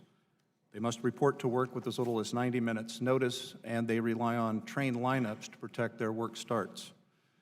PSR has all but eliminated many of the jobs of the employees who manage and update train lineups and who balance the crews when traffic is not even, leaving a predictable work start at an all-time low. Add that many carriers have implemented draconian attendance policies, forcing employees to report to work even when not fully rested due to this poor predictability. Forcing employees to work fatigued in order to avoid discipline endangers both the workforce and the general public. Ironically, Congress mandated fatigue mitigation programs in 2008, but FRA has yet to finalize those regulations. We would ask that this committee act to ensure that meaningful steps are taken by FRA to mitigate fatigue as Congress commanded 11 years ago. Equally concerning is FRA's refusal to address the ever longer trains that are a cornerstone of PSR. With the increased use of locomotives distributed throughout the train, controlled via telemetry, a single engineer is responsible for controlling and operating trains that are several miles long. This push for longer trains with fewer crews has reached a breaking point. The limits of the telemetry that allows an engineer to control the rear-end device on a long train from the head end have been exceeded, and in-train communication losses are becoming commonplace. A blockage in a train's brake system and a communication loss to the rear end can have catastrophic results, yet FRA does nothing to address the situation. Also at the forefront of the public debate is train crew size. There are some that argue that technology should replace crew members. I'm here to tell you that no technology is designed to prevent all accidents, particularly low-speed collisions or most highway rail crossing accidents. And there is no technology even on the horizon that can replace the safety benefits of having 2 crew members on a train during operations or in the event of a derailment or accident. The previous administration initiated rulemaking to require 2 crew members on certain freight chains, but the current administration just discontinued that. And in a departure from the mentality that states should be able to regulate their own business, they have attempted to preempt state laws that might govern the same issue. We urge you to pass H.R. 1748, the Safe Freight Act of 2019, which has been sponsored by Congressman Young and has over 6 dozen bipartisan co-sponsors. Finally, I want to talk about a front burner issue involving BLET members in Laredo, Texas, that threatens to extend well beyond that area. Beginning in 1920, American crews picked up and delivered all international freight traffic at the U.S.-Mexican border on the International Bridge. Last July, our crews were replaced by Mexican crews employed by a Mexican subsidiary of an American railroad to man the operation between the bridge and the Laredo yard. This is a very complex dispute, which has been and is being contested in a number of forums. But for your purposes, it is important to understand that Mexican law preserved in NAFTA requires that for rail operations in Mexico, all railway crew members must be Mexican nationals. When our crews were replaced, we asked the White House to intercede. We've yet to receive a response. We also requested that U.S. Trade Representative Lighthizer insist on a reciprocal provision in the pending USMCA. He did not do that. This Congress can do what the administration has not. We seek legislation that mirrors the protection Mexican workers enjoy in their country, a law that says trains originating in Mexico may only be operated in the United States by crews comprised entirely of citizens or nationals of the United States. I find it shameful that the Mexican government has done more to protect the jobs of its workers than the government of my nation, and I ask for action. Despite the difficulties I have talked about, America's rail workforce provides the best rail transportation in the world. The data in my written testimony is in my written testimony, as are greater details of what I've highlighted. Thank you for your time and attention. Thank you, Mr. Pierce. I recognize Mr. Prevasic.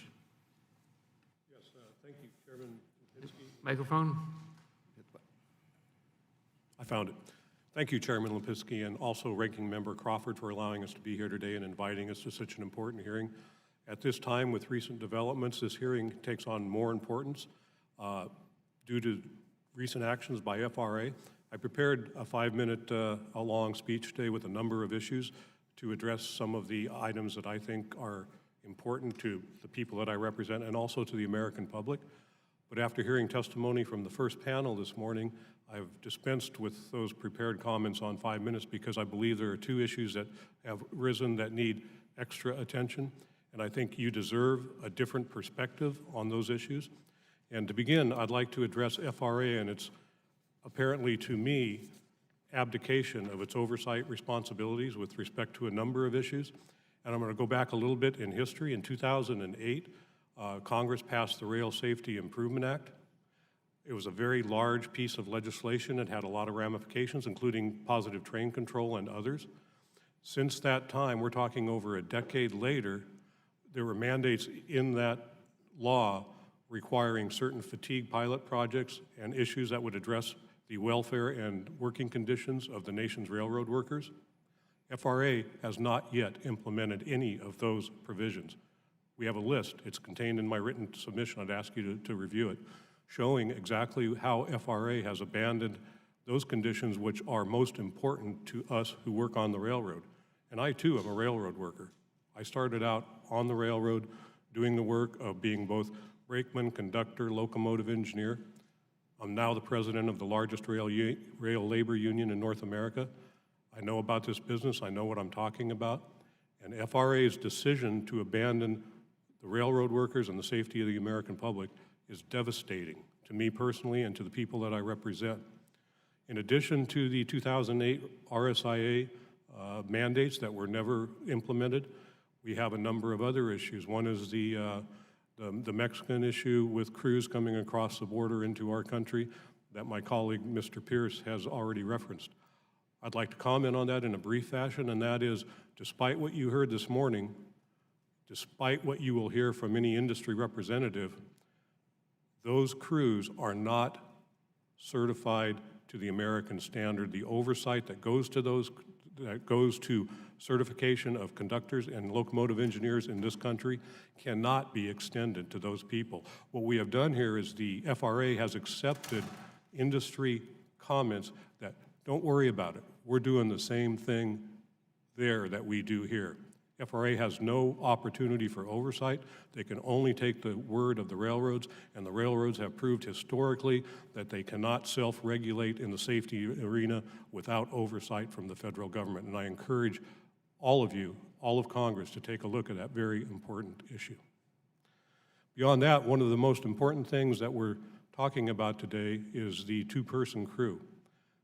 May 23rd, this FRA went back on all of the information, all of the studies, and all of the work of the prior administration and rescinded its notice of proposed rulemaking. Rescinded the notice that was going to guarantee a certain minimum level of staffing for trains carrying hazardous materials 3 miles long, technology not yet in place to diminish or displace any of the crew staffing people that are already there. And we've heard something about collective bargaining, that it should be left to the Railway Labor Act.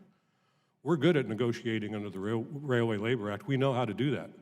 However, minimum safety standards cannot be negotiated to the degree that it needs to be overseen by the regulatory agency tasked with safety on the nation's rail industry. We cannot replace it with collective bargaining. The conditions of the financial considerations contained in collective bargaining, the avenue for coming to a conclusion should the parties disagree, none of that lends itself to a satisfactory conclusion of rail safety. It does not belong in the collective bargaining arena. Going beyond that, I want to talk for a brief moment about precision railroading. It is exactly what we've heard already today. It has nothing to do with precision anything. What it is hedge fund investors moving into an industry that was well operated, well funded, and well maintained, and harvesting money that should be going to future operations, capital improvements, investing in the industry, and putting it into this month's bottom line, lowering their operating ratios by reducing staffing and operations to the point that customer service is impacted, railroad worker safety is impacted. We now are doing more with less. We take a 3-mile-long train, we put 2 people on there, task saturated with all that they have to do in moving that train from point A to point B. And in addition to that, we reduce staffing levels to the point that those people have to come to work whether they're sick, whether they're fatigued, whether they're tired. It doesn't matter. The requirements are there that should they violate some recently enacted availability policy on all of the major railroads, they run afoul of the rules, they get disciplined, they get charged, and they end up coming to work when they're tired, when they should be home resting, either resting from work or recovering from illness. Instead, they're forced to go to work, and they don't even know when that call is going to come. We've asked the industry time and again to modify their operations to give us a 10-hour call. They refuse to do so. We propose that Congress take a look at the hours of service, make certain modifications. Right now, we get 10 hours off after we get off work. That's good. We need 10 hours notice before we go to work. There's no way you can be rested at 3 o'clock in the morning if you don't know whether you're going at 11 p.m. or 7 a.m. You have to know advance notice when you're going to work. That doesn't occur in the industry today with very little exception, and I think it's a subject worthy of Congress's attention. I think I may have exceeded my time. Thank you very much again, and I appreciate this opportunity. Thank you, Mr. Prevasic. Chair will now recognize Mr. Bowles. Thank you, Mr. Chairman and the ranking member for the invitation to testify. Good morning, honorable members of the subcommittee. My name is Jerry Bowles. I'm the president of the Brotherhood of Railroad Signalmen. Our members are primarily responsible for the maintenance and installation of signal systems across the nation. It is imperative to understand that the issues reflected in my testimony affect not only our members, but also the general public. One of the most important topics affecting these groups is positive train control. PTC is a much needed and overdue reality. As we move forward, it's critical that those who install, monitor, and maintain PTC are properly trained on how the system works and how to troubleshoot issues.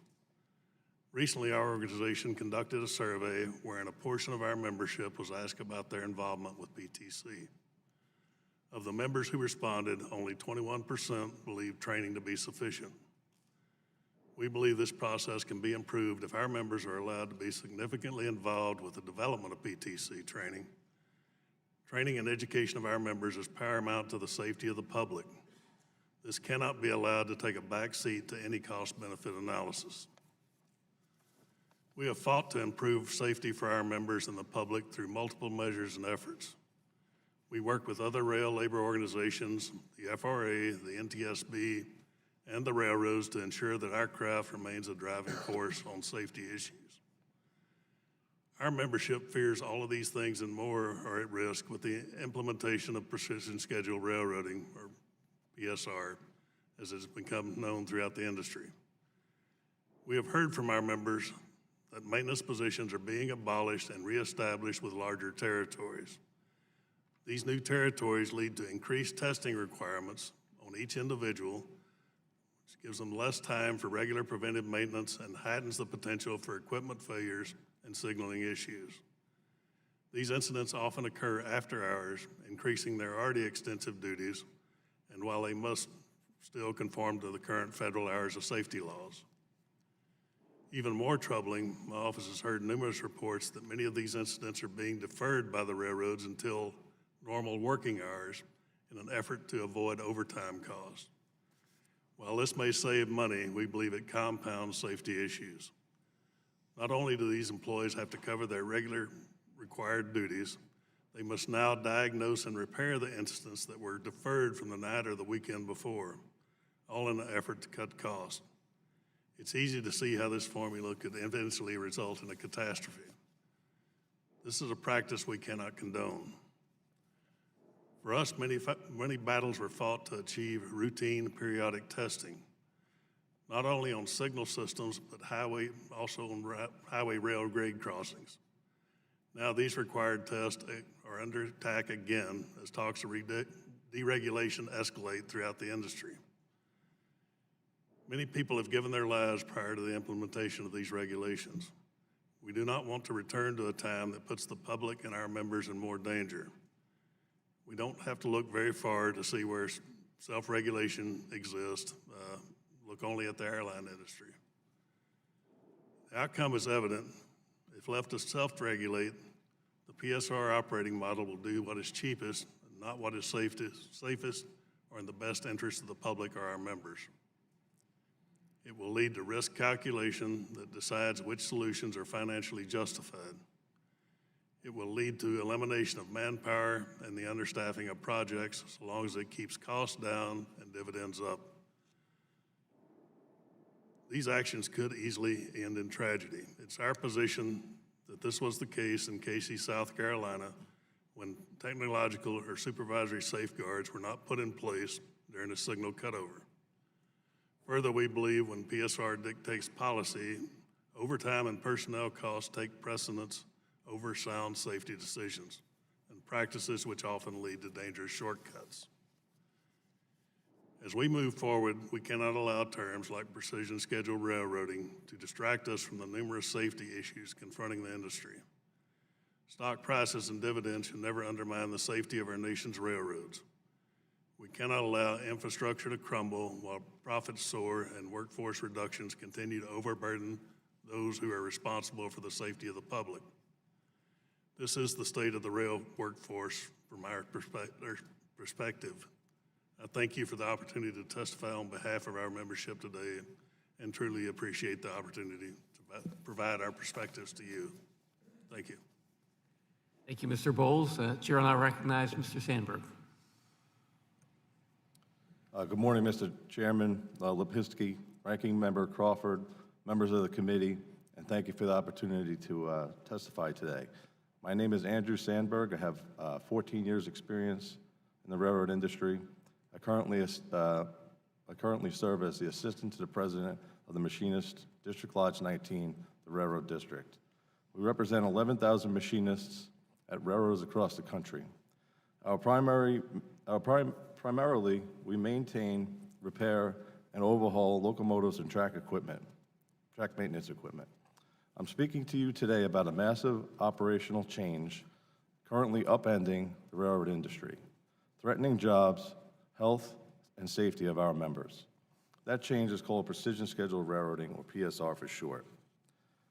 PSR is not safe or effective as it's currently being implemented, and we believe that Congress and the FRA should exercise their oversight to investigate this. To be clear, our union supports efforts to efficiently operate the nation's railroads. We want the carriers to be profitable, as the profits lead to good raises and benefits for our members. However, we are concerned that the current PSR schemes are detrimental to the long-term outlook of the rail industry, putting short-term gains ahead of long-term success, furloughing thousands while degrading safety. In practice, PSR includes running longer trains on the strictest of schedules, pressuring customers to alter their operations to meet the railroad schedule, forcing employees to meet strict deadlines at all costs, and reducing headcounts to meet Wall Street's expectations to the point that each operation cannot function without forcing our members to work overtime. A few weeks ago, we coordinated with the Transportation Communications Union to conduct a survey of our members and allow them to tell us how precision scheduled railroading is affecting them. The responses are eye-opening. Our members report being overworked, stressed, and scared. They talk of drastic cuts to their shops, and those remaining are being asked to perform double or triple the work compared to before.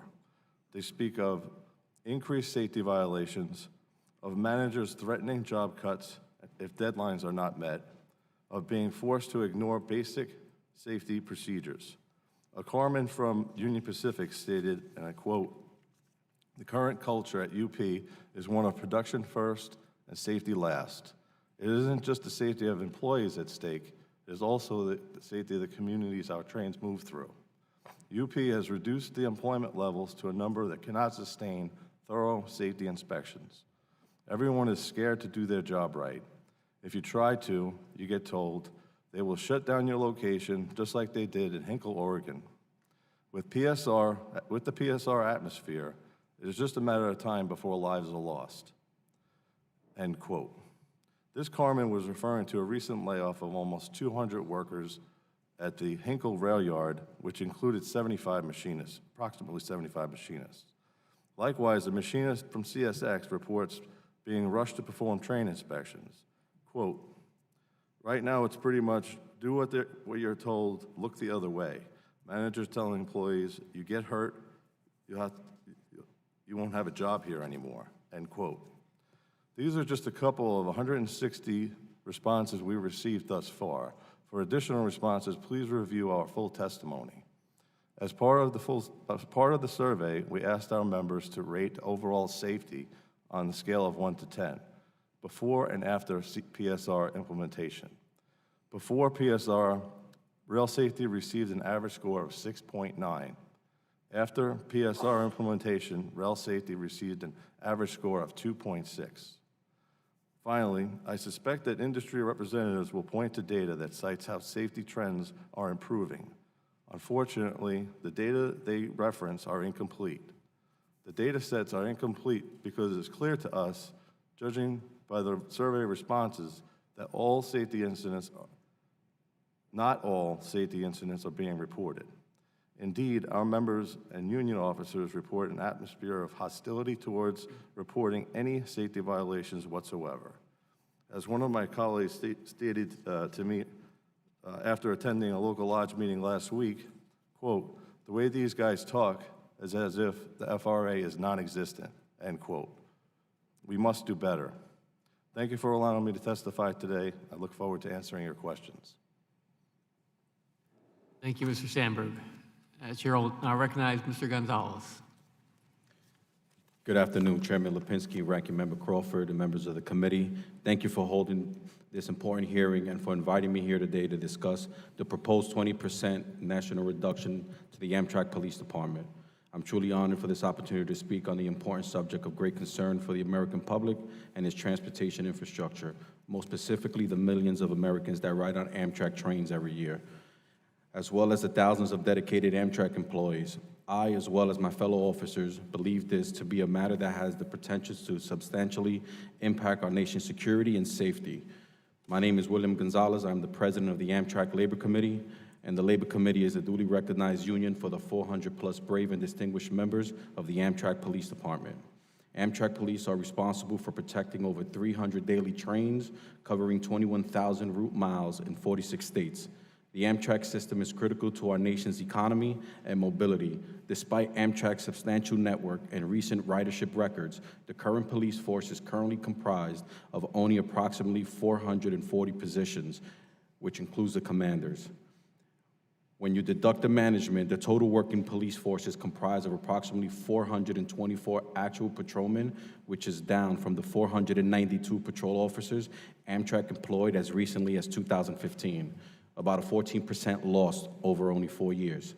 The matter most concerning to us, which is the matter bringing us before you today, is Amtrak CEO Richard Anderson's proposal to further reduce the number of sworn police officers by another 20%, or more specifically, reduce the department by 85 sworn officers and 15 civilian employees.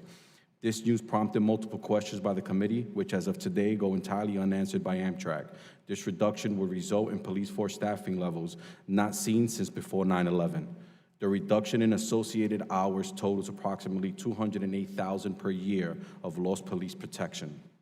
If cost-cutting were a legitimate concern of department management, why did it needlessly purchase brand-new 9mm handguns this year when it had already purchased new 40 caliber handguns no more than 3 years ago? The department also wastefully purchased new body cameras for a police department that has only been required to use force on an average of 0.9% of arrests within the past 4 years, along with expensive non-lethal weapons such as tasers that have only been used less than a handful of times. Those monies would have been much better spent on repairing and updating our flawed and malfunctioning radio system, which would substantially facilitate inter-officer and departmental communications.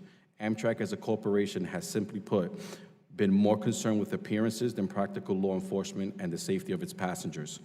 Some recent facts: on March 20th, 2019, Union Station in Chicago was without radio reception for 5 hours.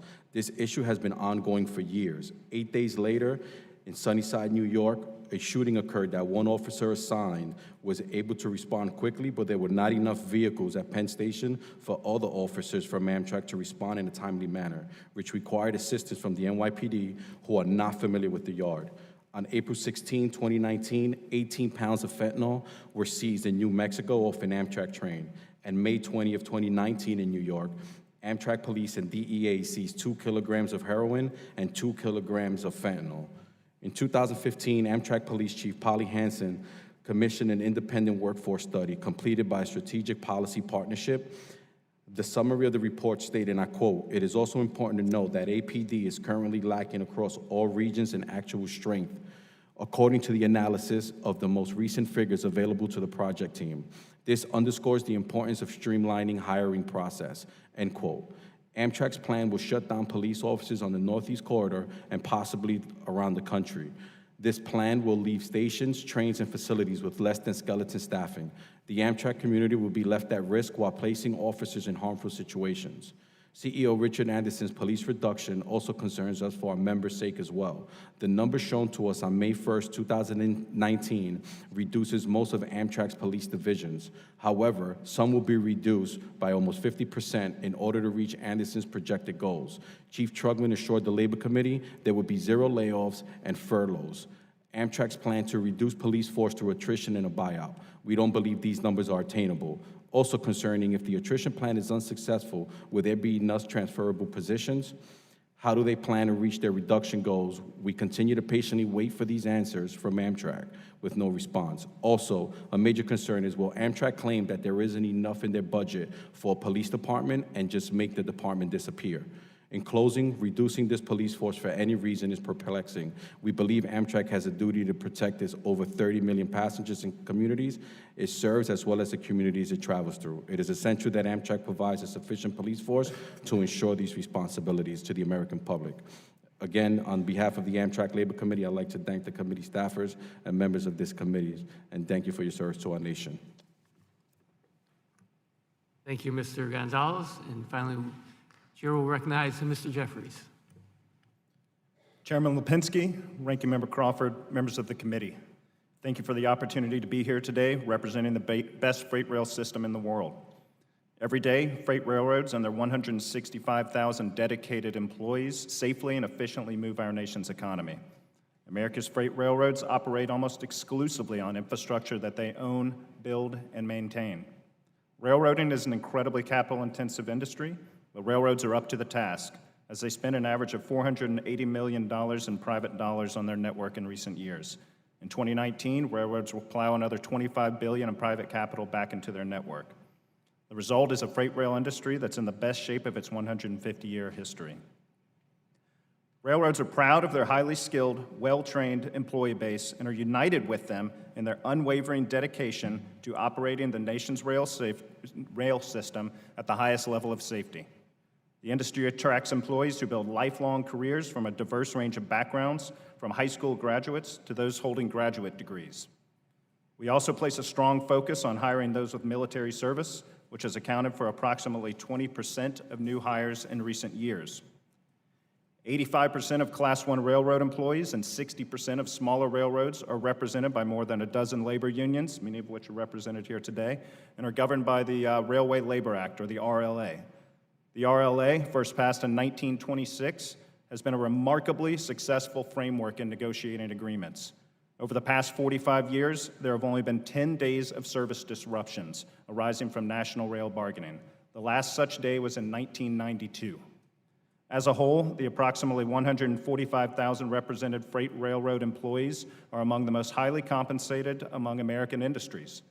In 2017, railroad employees earned an average of $125,400 in annual wages and benefits, far surpassing the national average of $76,500 in other domestic industries. Rail healthcare benefits also surpass coverage provided by other industries, with freight railroads providing approximately 90% of an employee's healthcare costs. Like every industry, the overall number of rail employees tends to ebb and flow over time. For railroads, this is based on a variety of factors, but most largely dependent on current and anticipated rail traffic demand. Freight railroads and their employees have a safety culture that is second to none, and the industry is constantly looking for new ways to further their strong safety performance. The evidence of this dedication is clear.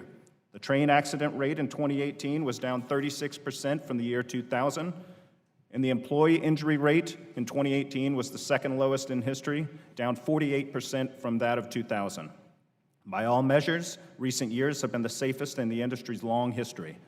Railroads today have lower employee injury rates than most other major industries, including trucking, airlines, agriculture, and construction. But railroads want to be safer and continue to research and implement new safety-enhancing technologies and solutions.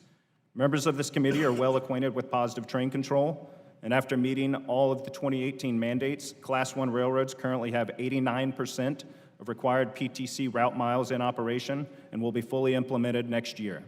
Railroads are also deploying a host of new inspection and detection technologies across their networks that allow for significantly more advanced assessments of rail, track, and locomotive health.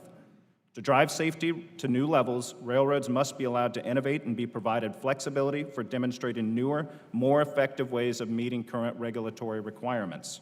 In sum, as America's economy grows, the need to move more freight will grow too. Railroads and their employees must work together to innovate and evolve to maximize and maintain competitiveness to meet these growing demands. Indeed, today's railroads look and operate differently than they did 50 years ago. They're dramatically safer, cleaner, and more efficient. In turn, the railroads of tomorrow will look and operate differently than they do today. Railroads will continue to rely on the skills and dedication of their employees for years to come, and together, we will continue these positive safety trends to new heights into the future. Thank you for your time. Thank you, Mr. Jeffries. We'll now move on to questions. I'll begin by recognizing myself for 5 minutes. Mr. Gonzalez, just want to mention that Chairman Fazio and I have led a letter that has gone to Amtrak, CEO Richard Anderson, asking a number of questions about the reduction in police force. It seems like something that, as we are more focused, and Congress has taken action in recent years to be more focused on safety, especially at our train stations, that seems to be going counter to that. So look forward to the questions from Amtrak, and we're going to continue to follow up with Amtrak on the cuts that they are proposing. But thank you for your your service.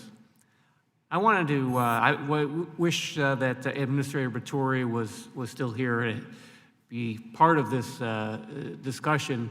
I wanted to focus on, obviously, safety is what is most important here. The safety of the workers, safety of communities that rail traffic flows through. We have heard about issues, obviously. I'm looking for what Congress can do. We have the two-person crew bill that we have right now. We also heard about FRA having not completed rulemaking on a number of things that they have been required by Congress to do. But I wanted to ask, what specifically, especially when it comes to PSR, we've heard stories here about what is being asked of employees, workers, for freight rail. What should Congress be doing to step in to ensure safety? We've heard concerns, I've heard these about the that there's a fear of reporting anything. So I just want to go through, let me start with Mr. Pierce, and if you could be brief. I mean, what would you do? What would you like to see Congress do to try to do a better job to ensure safety, besides what we've already talked about in your statement? Anything? Thank you, Chairman. I think it's noteworthy that the administrator picked up the Code of Federal Regulations book and waved it at the committee. It appears that he has forgotten where those regulations came from. They came from the FRA, either of its own promulgation or under a mandate by Congress. So your question is relevant. Congress does play a role in this. We think the Safe Freight Act is a step in the right direction. If FRA will not get involved in the safe operation of long trains that affect all of our communities and the ability to safely operate that equipment, like as I said, when they exceed the technology that's in place today, FRA should take an interest, Congress should take an interest. So I think there are steps that you can take that would direct FRA as the safety regulator in our industry to actually do what its mandate is and regulate. Mr. Prevasic? Yes, thank you. The Safe Freight Act is very important. It's been it's been in progress for quite some time now. It stagnates. Things have people have worked against it, things have worked against it. But now we had what I believe is a watershed moment with the May 23rd directive from FRA, which not only withdrew their notice of proposed rulemaking, it also did a couple of other things that have just as much significance. To begin, we've already heard some that it's an attempt to preempt state laws where the states have stepped in and believed that they should regulate at a higher level than no regulation at all. And by not regulating, FRA has declared that that means that no regulation is either needed or permitted at the state level. Congress needs to take a look at that. In addition, another very serious communication that was buried in that May 23rd notice was the decision to not oversee artificial intelligence or autonomous operations. Every mode of transportation in the country has oversight over the development and implementation of these systems because they're so safety critical. Anyone with reasonable sense can see that trains with hazardous materials moving down the track with reduced crews, with some software version of artificial intelligence similar to the Boeing 737 MAX, needs oversight. It needs oversight in the development, the implementation, and ongoing modifications inherent in moving to more automation. And more automation means more task saturation for the people on the train. It's one thing to drive a train the way that all of us have driven them for a number of years. Now the systems are becoming so complex, the interaction required for positive train control, for example, did not ease the burden on the operating crew, it increased the burden on the operating crew. Congress, I would like to see step in and address simply those issues. There are other issues, and you can read them in my written submission, but those issues, as a result of the May 23rd notice to withdraw the rulemaking, all need to be addressed. And it's needs to be addressed timely. Letting the Safe Freight Act sit while there was a rulemaking in place is one thing. Withdrawing the rulemaking emphasizes the importance of moving forward on these issues by Congress, because FRA has exhibited they're not going to do that. Thank you. Mr. Bowles, anything you want to add? I would like to say, I think from our organization, things a little different in relation to safety, but I would emphasize that the regulations in place for roadway worker and highway rail grade crossings is essential that we keep those in place. I don't know if you heard Mr. Batory talk about the safety enhancements at rail grade crossings and the bungalows that, well, that's true to a degree. It's, we're getting better equipment out there, but it should be used to enhance safety, not replace the workers that are doing the required tests and visual inspections of these crossings.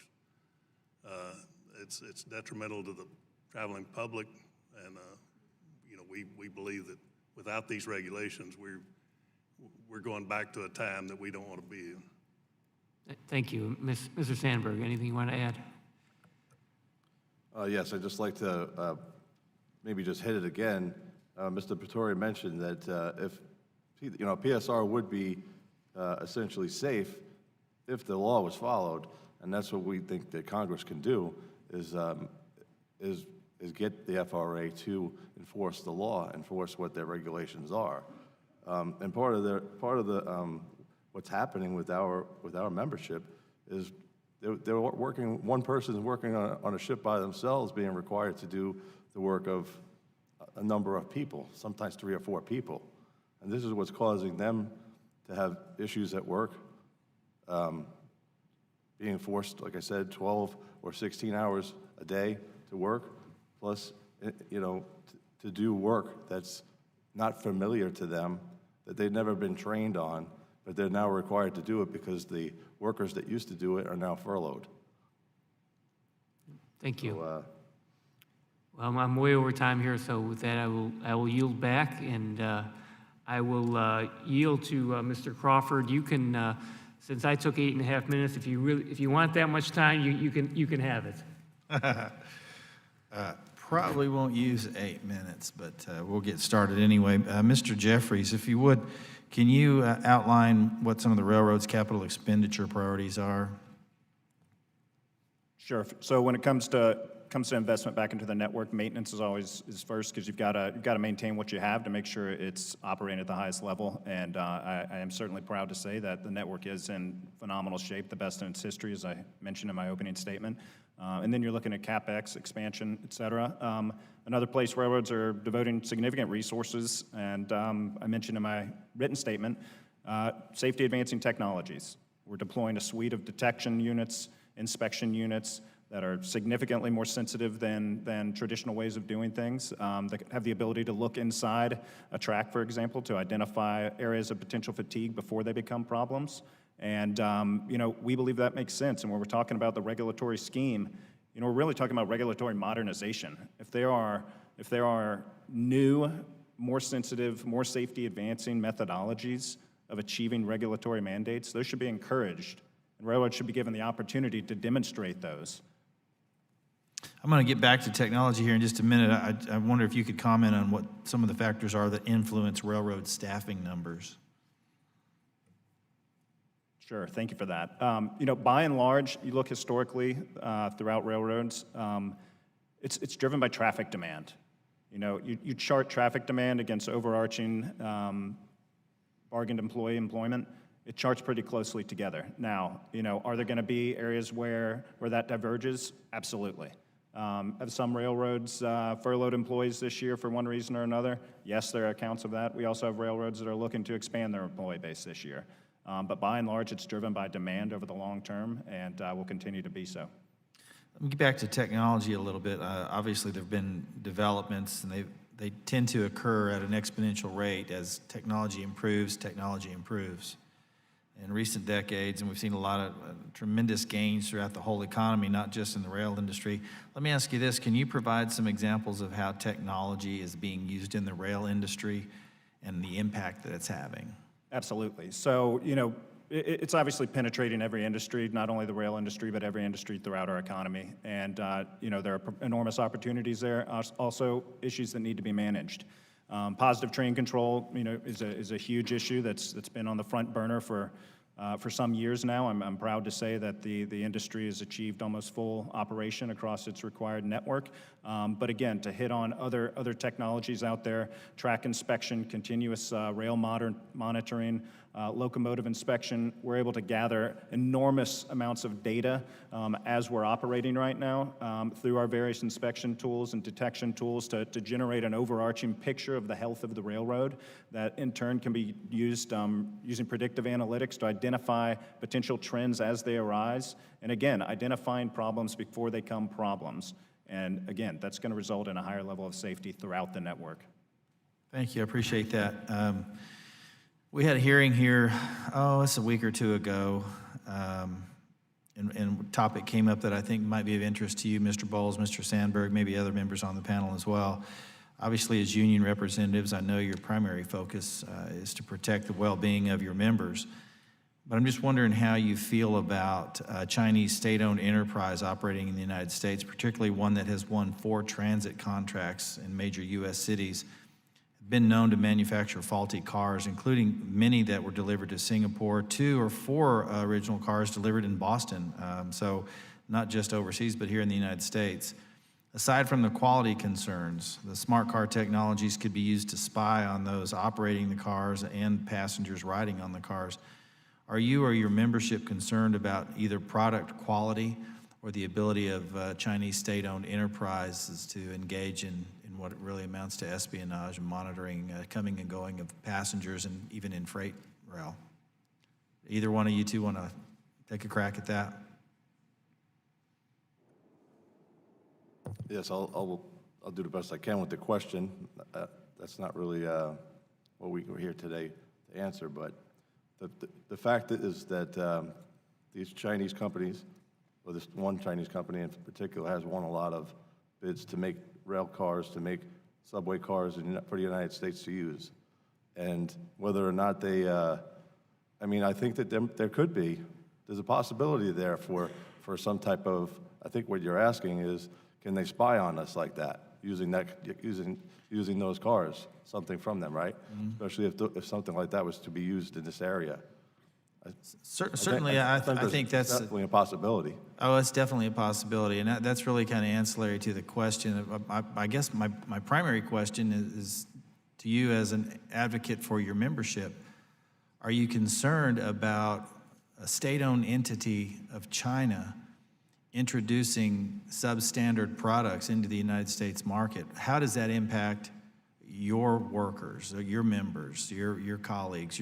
And I'm asking you that as a representative of the people that you work with, number one, but then as an American citizen, do you have some concerns about not only that, but their ability to act in an illicit manner to essentially spy on a U.S. industry, the comings and goings of passenger, and ultimately I think their goal is to capture a significant market of freight rail and then monitor our freight movement. Does that concern you as an American? Does it concern you as a representative of workers who are turning out a quality product?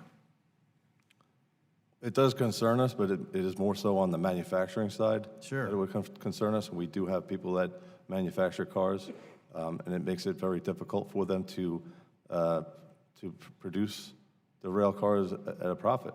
Right, and of course you guys working in the jobs that you do, we talk about safety. If there are substandard products out there, Mr. Bowles, any concerns about that? Well, yes, certainly as a labor union, we support, buy American, made in America. Certainly we want that any chance we get. But yeah, substandard work always concerns us. We believe that we we put out a quality product. Other people, we don't necessarily manufacture things, but, other people should be held to that standard too. I would agree with that. I appreciate that. Gentlemen, thank you for being here, and I yield back. Thank you. The chair will now recognize Mr. Malinowski for 5 minutes. Thank you, Mr. Chairman. I'm going to start with a question for you, Mr. Prevasic. In your testimony, you noted that positive train control for all of its benefits cannot cut a road crossing, spot a terrorist, back up a train, make an air test, nor can it secure a train. And I think you hit there on something very important, not just with respect to what we're discussing here in the railroad industry, but one of the fundamental issues that we're going to be facing as a country, as an economy in the years ahead, and it's a complicated one. To what extent do we allow machines to replace people?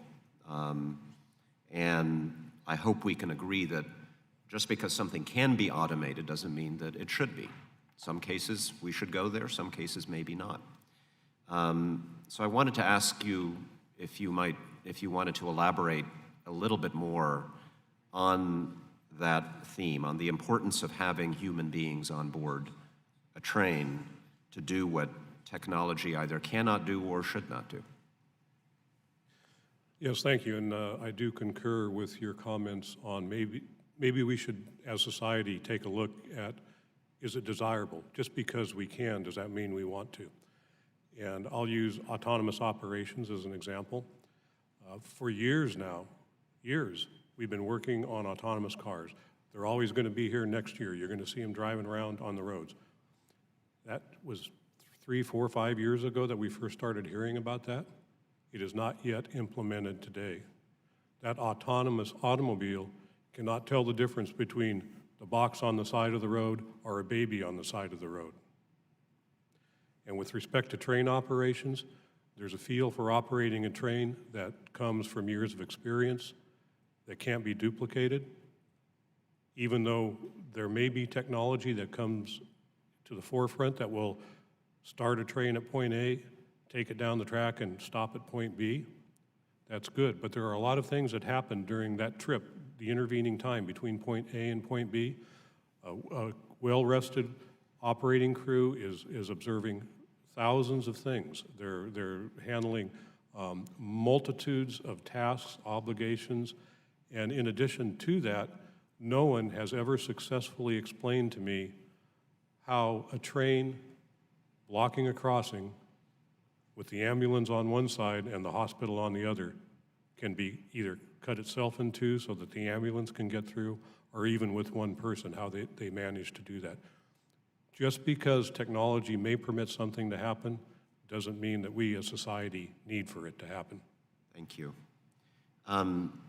You heard my question to Mr. Batory about the 3-mile train and how long it would take a single operator to walk all the way back. What did you think of his answer, that if he's a good walker, maybe in 2 hours he could go back and forth and that's just fine? Is that fine? It's even more complicated than that.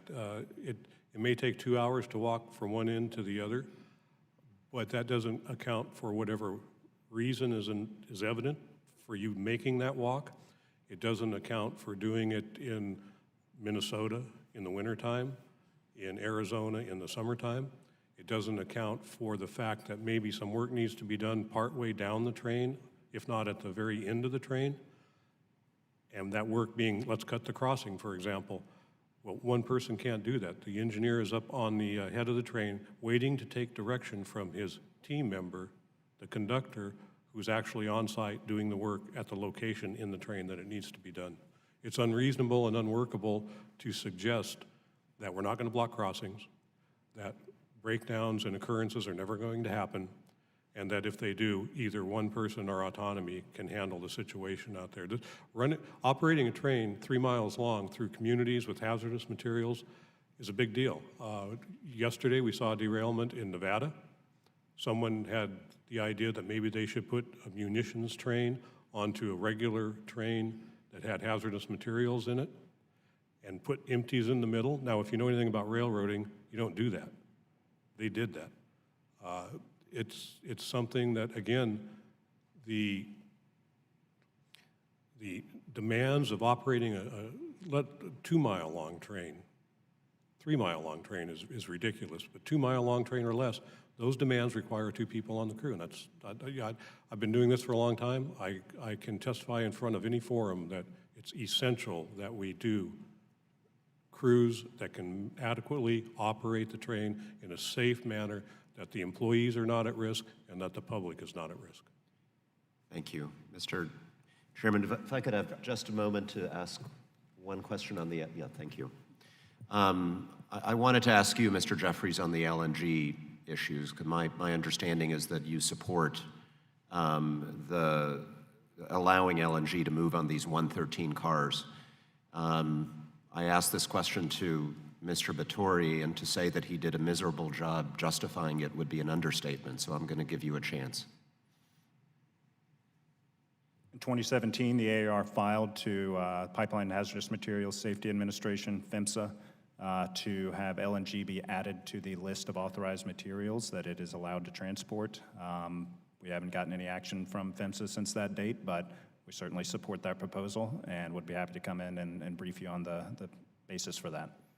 You heard Chairman DeFazio's comments and my question. You have no safety concerns about 100-car trains carrying this substance in cars that can contain 4 times as much as is currently allowed? Railroads are going to operate any trains they operate at the highest level of safety. And we stand by our proposal and our filing in 2017 at PHMSA. May I respond to your prior question? Of course. So I think, there's a lot of talk about 2- and 3-mile long trains. If you look at the data, the average train length in this country right now is 6,000 feet. It has hovered around that since 2010. Of course, there are longer trains out there. No one's denying that. I think all the railroads have been public about trains upwards of 15,000 feet in certain limited circumstances, and not to say trains, may not grow beyond 6,000 feet. But I think that there's a lot of data that's thrown around, or a lot of points that are thrown around there that aren't backed up by data, and I think it's important to make that point. But regardless of train length, the railroad is going to operate to the highest level of safety on infrastructure that can manage that. And regardless of train length. So, I mean, it's just sort of a blanket statement. It's easy to say, no matter what the length of the train, no matter what we do, we will always operate at the highest level of safety. And yet, you're suggesting there's no relationship between the objective fact of how long a train is or how many people are on the train manning it and assuring safety. You expect us to be satisfied by that blanket assertion. Railroads are going to operate to the highest level of safety, regardless of train length, and they're going to operate train lengths that are appropriate for their infrastructure. And we're trying to determine what is the appropriate length. I'm not the one who makes that decision.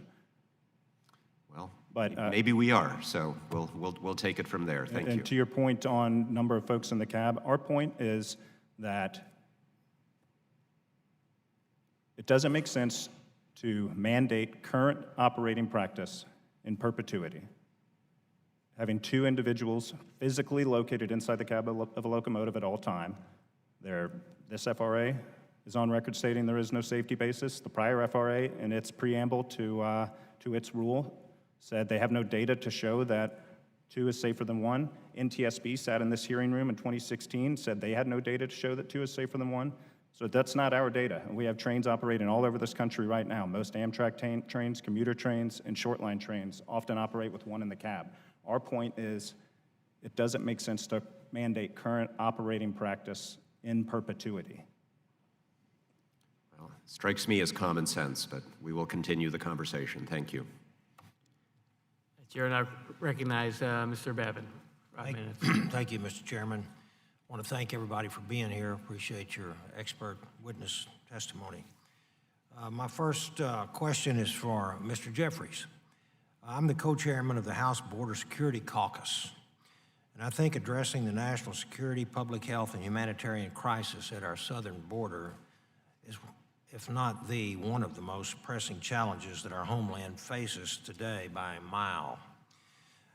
I also recognize that having complete operational control of our ports of entry, including our cross-border rail lines, is just as important as a physical barrier to secure our borders and, by extension, our very sovereignty.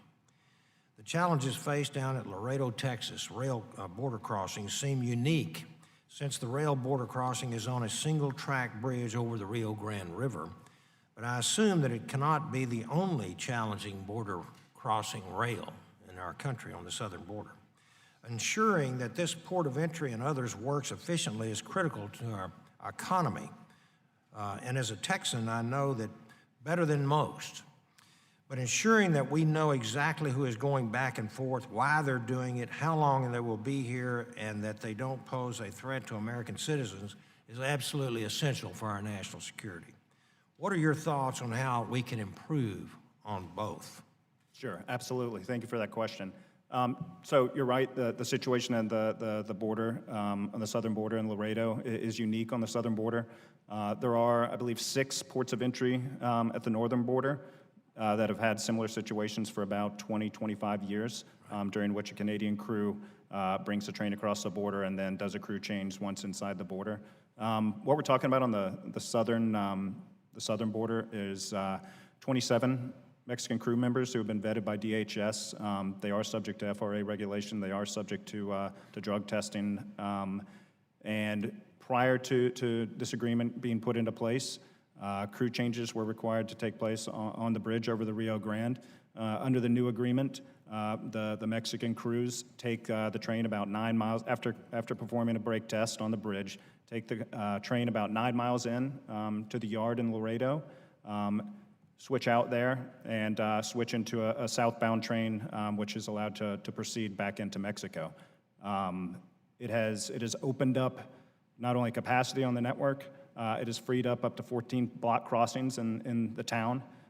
It's our understanding the community is supportive of this, and I should also point out that U.S. jobs have actually been added to in the rail yard because of this, because of the increase in velocity that's occurred. Okay, great. Thank you so much. My next question is for each panelist. You answer it yes or no. In your opinion, have you or your association ever negotiated anything that was unsafe? Mr. Pierce? No. Okay. Mr. Prevish? I'm sorry, would you repeat the question? Have you or your association ever negotiated anything that was unsafe? Yes. The answer is yes. Yes. Okay. Mr. Bowles? No. Mr. Sandberg? I'm not sure, but I would guess that we probably have. That you have, okay. Mr. Gonzalez? No. Okay. Mr. Jeffries? No. Okay. Thank you all very much, and I yield back, Mr. Chairman. Thank you, and now Chair will now yield 5 minutes to Ms. Norton. Thank you, Mr. Chairman. This is really not my question, but Mr. Jeffers, I have to correct the record. He said that one person, that the FRA had found that one person was as safe as the one-person crew was as safe as two-person crew. But I had earlier quoted from 2016 NPRM FRA that the agency has studies showing the benefits of a second crew member and other information studies and other information detailing the potential safety benefits of multi-person crews. In addition, qualitative,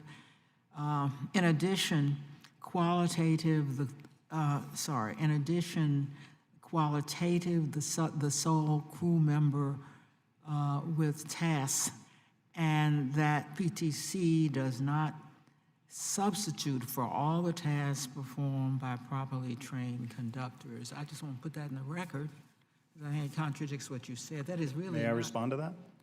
You may, but quickly. I will That's just not say, really my question. I will just say the FRA did rely on qualitative studies, but also said that it had no data to support that two was safer than one in the preamble. Well, I don't want to argue with you, but I don't think that the FRA comes out with that kind of a definitive with having, quote, no data. In other words, no data, that's your opinion. I don't think the FRA would say it had no data. Here's my question. I'm going to have to ask Mr. Jeffries to respond for Amtrak, since we don't have Amtrak here, but he does represent the association. And it's really a question for you and for Mr. Gonzalez. I was really troubled when about Mr. Gonzalez's testimony, because he said that that Amtrak had needlessly purchased new 9mm handguns this year when it had already purchased 40 caliber handguns just 3 years ago.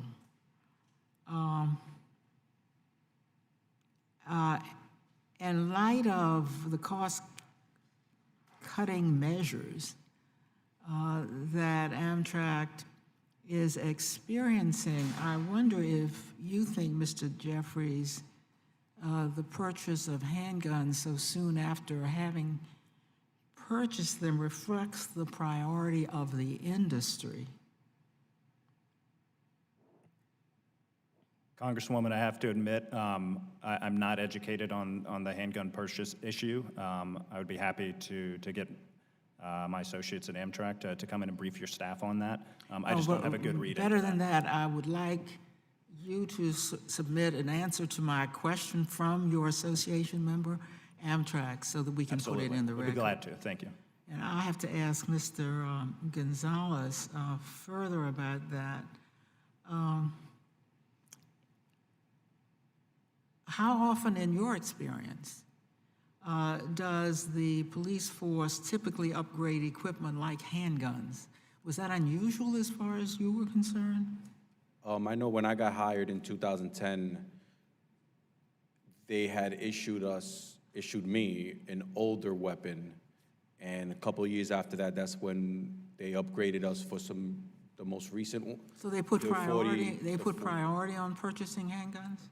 Not really. As far as I know these new 9mm weapons were a surprise to us, and that was one of our questions: was why are you spending so much money on new weapons when we just recently purchased?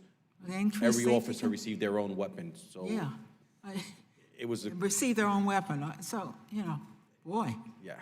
Are there increased safety concerns that require the use of weapons at Amtrak? I need to know, because this is we've never. where Amtrak starts. Sorry, but I think as far as the police department as a whole, I don't know how many shootings we've had for them to upgrade or downgrade for us, because the 40 caliber weapon has a little bit more power than a 9mm, and they decided to go with that. Mr. Jeffries, in the absence of Amtrak, I'd also like you to submit again to the chairman an understanding of this frequent upgrading of handguns, why that's necessary. I know nothing about handguns. Mr. Gonzalez doesn't indicate he does, but when we're looking at safety officers, for example, just their presence increases safety. So somebody over at Amtrak is fascinated with handguns. I have another question for you, Mr. Gonzalez. Impressively, the freight shipments are increasing from 17, according to my information, from 17 or over 17 million tons in 2017 to 24 million tons by 2040. And then we've had a lot of discussion here about workforce versus technology. And I want to go on record to saying I'm not a Luddite. I think there's no question that our country and this Congress has to prepare for the day when technology and machines, just like we had to prepare for the day when we would not be using as much manpower in the future. So I don't want to say that shouldn't happen. I do understand and appreciate the concern for safety that we have heard here from others on the panel. But I must ask, do you see the workforce increasing when we see this extraordinary increase, 17 billion tons to 24 billion tons in, a little over 10 years. Do you see the workforce increasing as well, or do you see employees being replaced by technology with this very substantial increase in business? I absolutely see a major workforce role as we move forward. I mean, you pointed it out. We're going to have a huge increase in demand for freight movements in this country that we're going to be able to need to meet. And it's incumbent upon all of us at this table to work together to figure out the best ways to do that. It may require changing roles at the end of the day. I can't say, but I can say that, this is something we should all be working towards together about how to best meet that demand and serve the economy. Well, is the association working with the concerns we've heard here about safety and technology? We're very interested in the uses of technology, and as I indicated, we don't think anything can be done. Even if we wanted to, you can't stop technology. I mean, I drive a hybrid. I like to drive an automatic car too.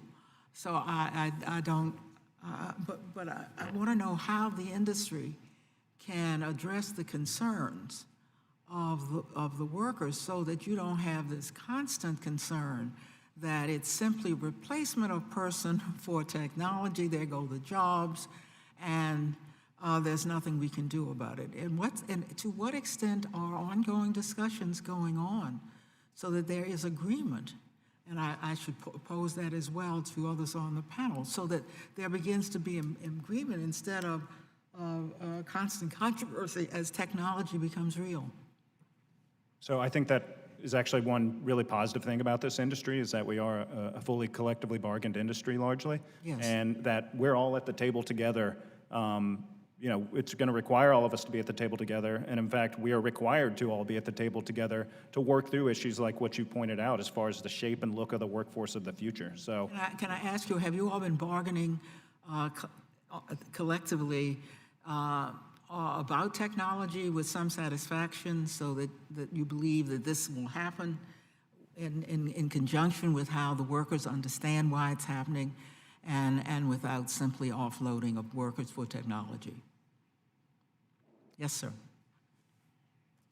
We have a history of bargaining with respect to technological improvements and have gone along with industry movements for 40 years, 50 years now, as things get better, from going steam locomotive to diesel locomotive, things such as that.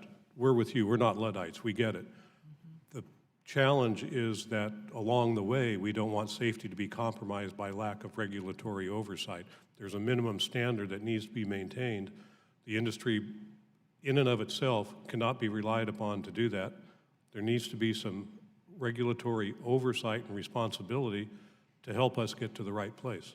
We can't do it on our own.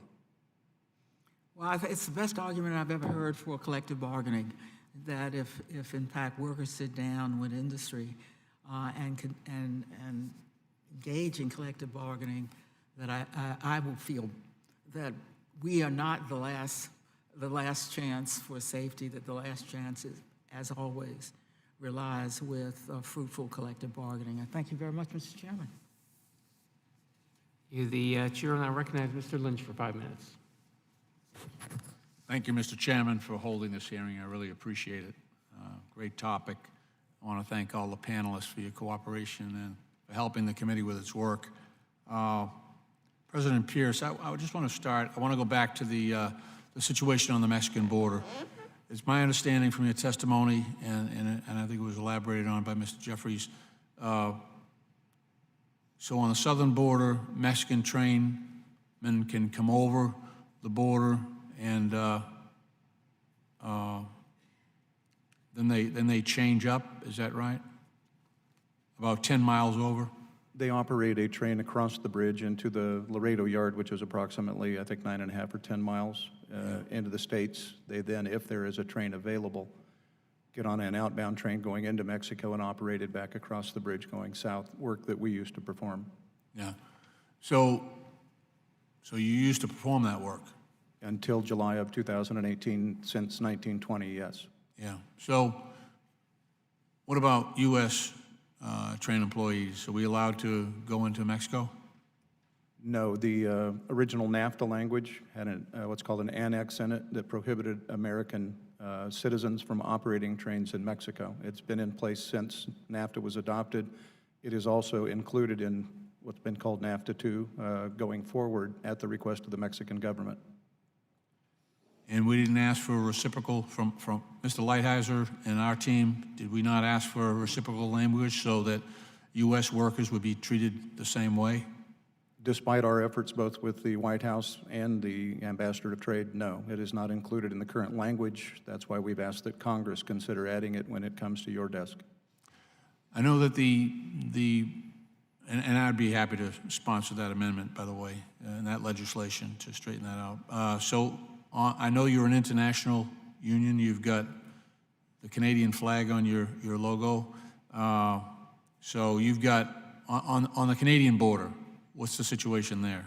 You got members on both sides, right? You've got members of your union that are in Canada and members of the union here in the United States, is that right? Yes, there's an affiliate of the Teamsters called the Teamsters Rail Conference Canada that represent the rail employees north of the border. They are a sister organization to us. They were previously part of our organization. All of the border crossings on the Canadian side, if there are any cross-border activities, are negotiated. They were not imposed.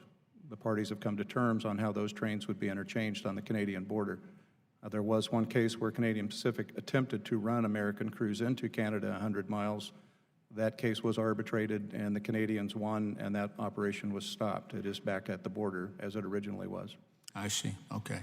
Mr. Jeffries, in my district, we've had a flurry of derailments. You know, we've got a commuter rail operator up there that's had a run of bad luck, I guess.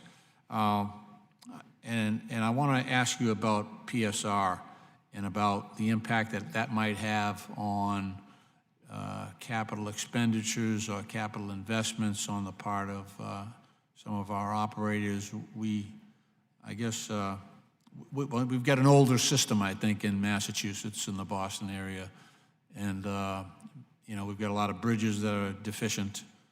And, you know, we're going to try to address that in this transportation bill coming up. But is there an impact? Is there a drawing off of resources? And, you know, I know that these carriers are all trying to save a buck. You know, obviously they want to. And by the way, a 6,000-foot train, that'd be over a mile, right? So you'd be you'd be operating a train over a mile long, and that's sort of the average. That seems like a long way from, you know, I'm just trying to think, you know. I would say that's been the average for almost 10 years now. Yeah, that's a long way for one person, right? To get out, walk to the end, walk back. I mean, that's a hike. Meanwhile, you got every crossing closed off while you're doing that. And God forbid if it was, you know, natural gas tankers stacked up for a mile. I don't know. Maybe I'm new on this committee, but that seems like a pretty dangerous situation. I'm not so sure that that I agree with Mr. Batory that, you know, that's just the way things should be. It just doesn't seem right. But let's go back to the other question on investment, capital investment on rail. What impact do you think PSR has had on that, on capital expenditures and capital investments? So I can tell you in recent years, Class 1s have averaged about $25 billion back into their networks. They're doing that again this year. It's about $480 million a week, private capital back into the networks. I've not heard that, you know, historically, I think railroads average around 17% revenue back into their networks, which is orders of magnitude higher than comparative industries. Look, railroading is a capital-intensive industry. It doesn't matter what kind of operating plan you're running, and you know, each railroad's operating the plan they think works best for it. But the fact of the matter is that there's a lot of maintenance and a lot of, you know, capital-intensive requirements out there, and those aren't going away. So I think it's safe to say that, you know, that commitment to investment is going to stay. Yeah. Let me just ask you this last question. I'm closing, and I appreciate your indulgence, Mr. Chairman. So train traffic and volume has dropped, I think 23 weeks in a row. Yeah. And meanwhile, we're dealing with all kinds of truck traffic and highways are all clogged up. What is do you have any idea what's causing that slack, I guess, in rail traffic? Because volume is down about maybe 8.5%, 10%. So I think if you look at some of the weather events that have occurred throughout the country, throughout the winter, throughout the spring, the Midwest has suffered a number of severe events. Those are going to impact the ability of freight to move. I will say that, you know, the railroads and their employees do a phenomenal job of getting their systems back up and running, but that's certainly impacted ag movements. Trade issues certainly don't help, uncertainty about trade. You know, 42% of our goods are international movements or based on international movements, so we want free, fair, positive trade deals and want goods to flow. So, you know, it's a contributing factors out there, but, you know, the freight will come back and we'll be We able hope to so. move it. All right. Thank you for your indulgence, Mr. Chairman. I yield back. Thank you. Thank you, Mr. Lynch. I would like to thank all the witnesses for your testimony today.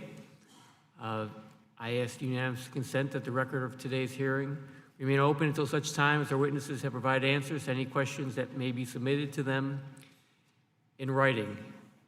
And unanimous consent that the record remain open for 15 days for any additional comments and information submitted by members or witnesses to be included in the record of today's hearing. And without objection so ordered, and before I conclude, I just want to say it's critical that these are important issues, as we've heard here, and our freight railroad system is the envy of the world. We need to make sure that it remains that way, and most importantly, remains safe. And so that's what we are here for. That's what Congress's committee is committed to doing, and we're going to continue to look at these issues and act where we believe it's necessary for us to step in to help maintain that safety. So again, thank you for your testimony. That the subcommittee stands adjourned. I gotta get a better, there we go.